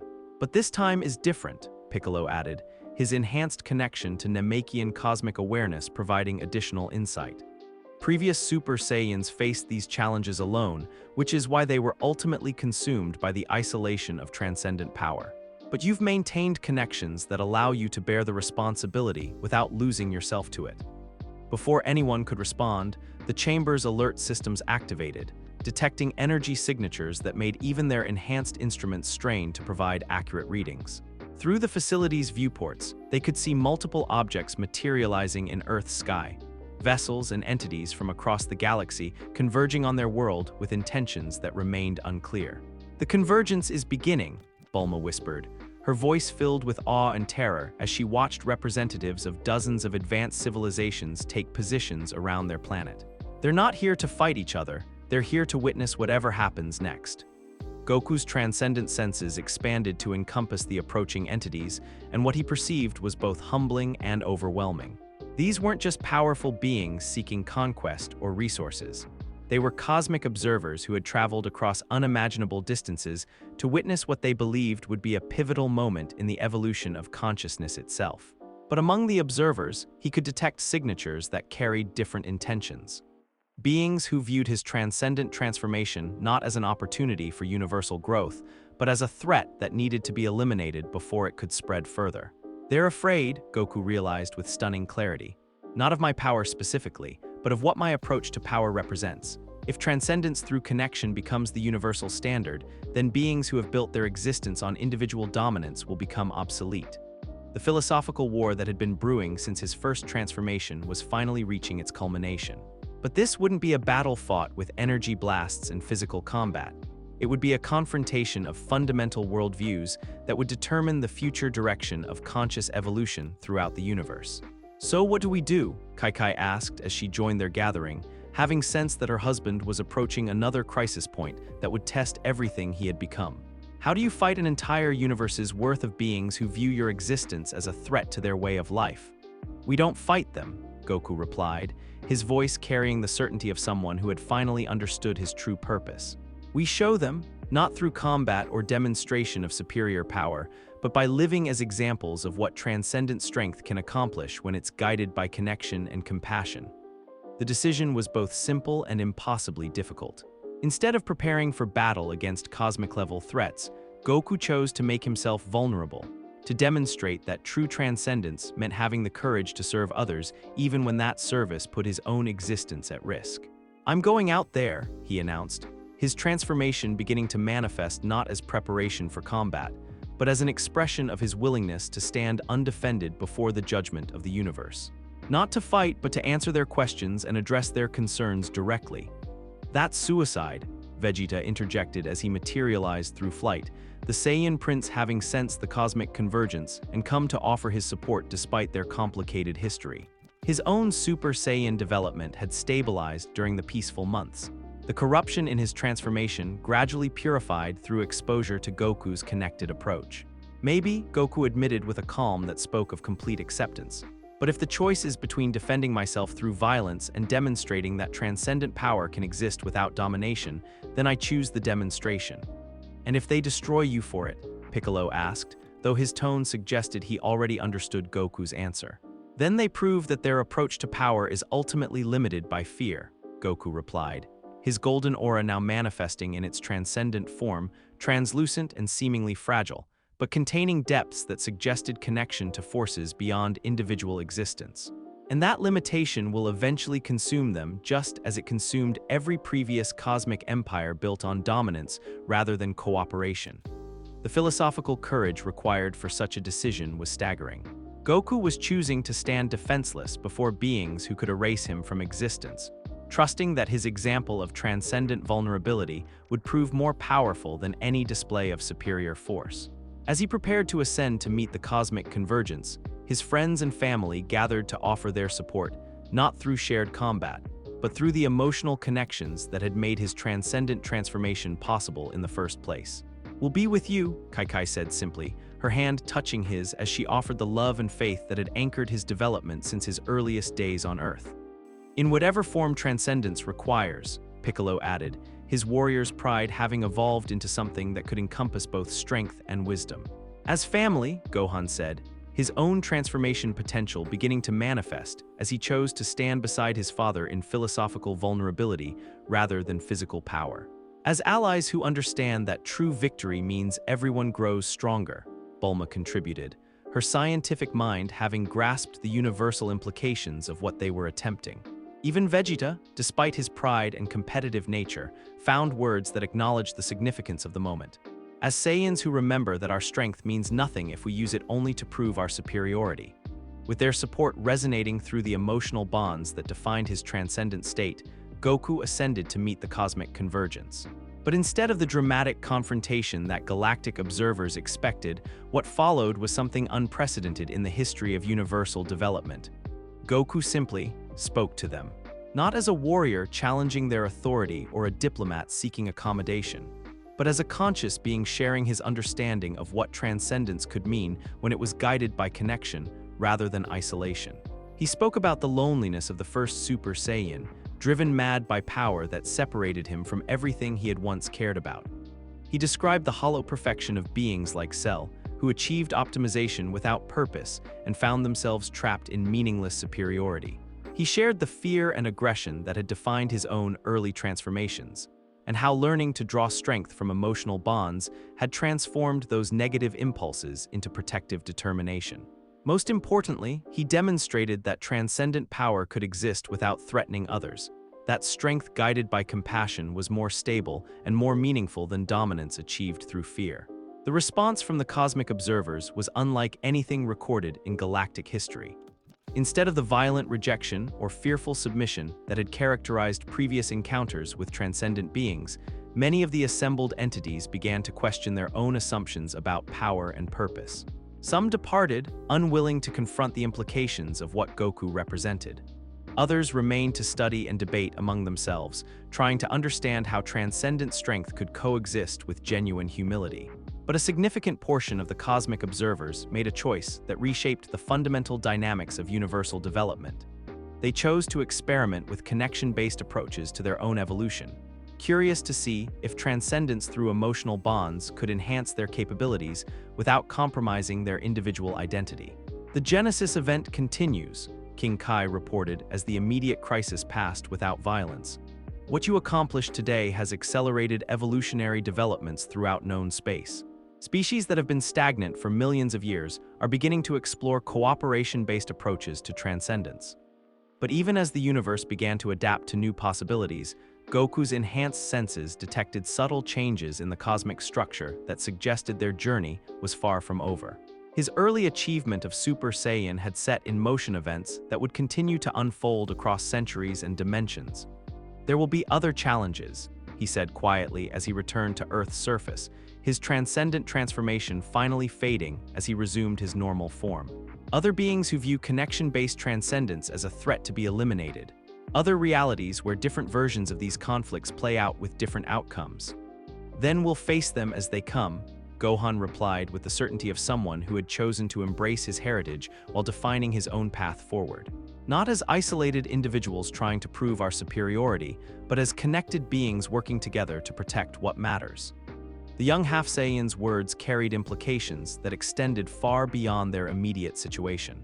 Goku's early transformation had indeed changed everything, not just the timeline of their own reality, but the fundamental principles that governed transcendent development throughout the multiverse.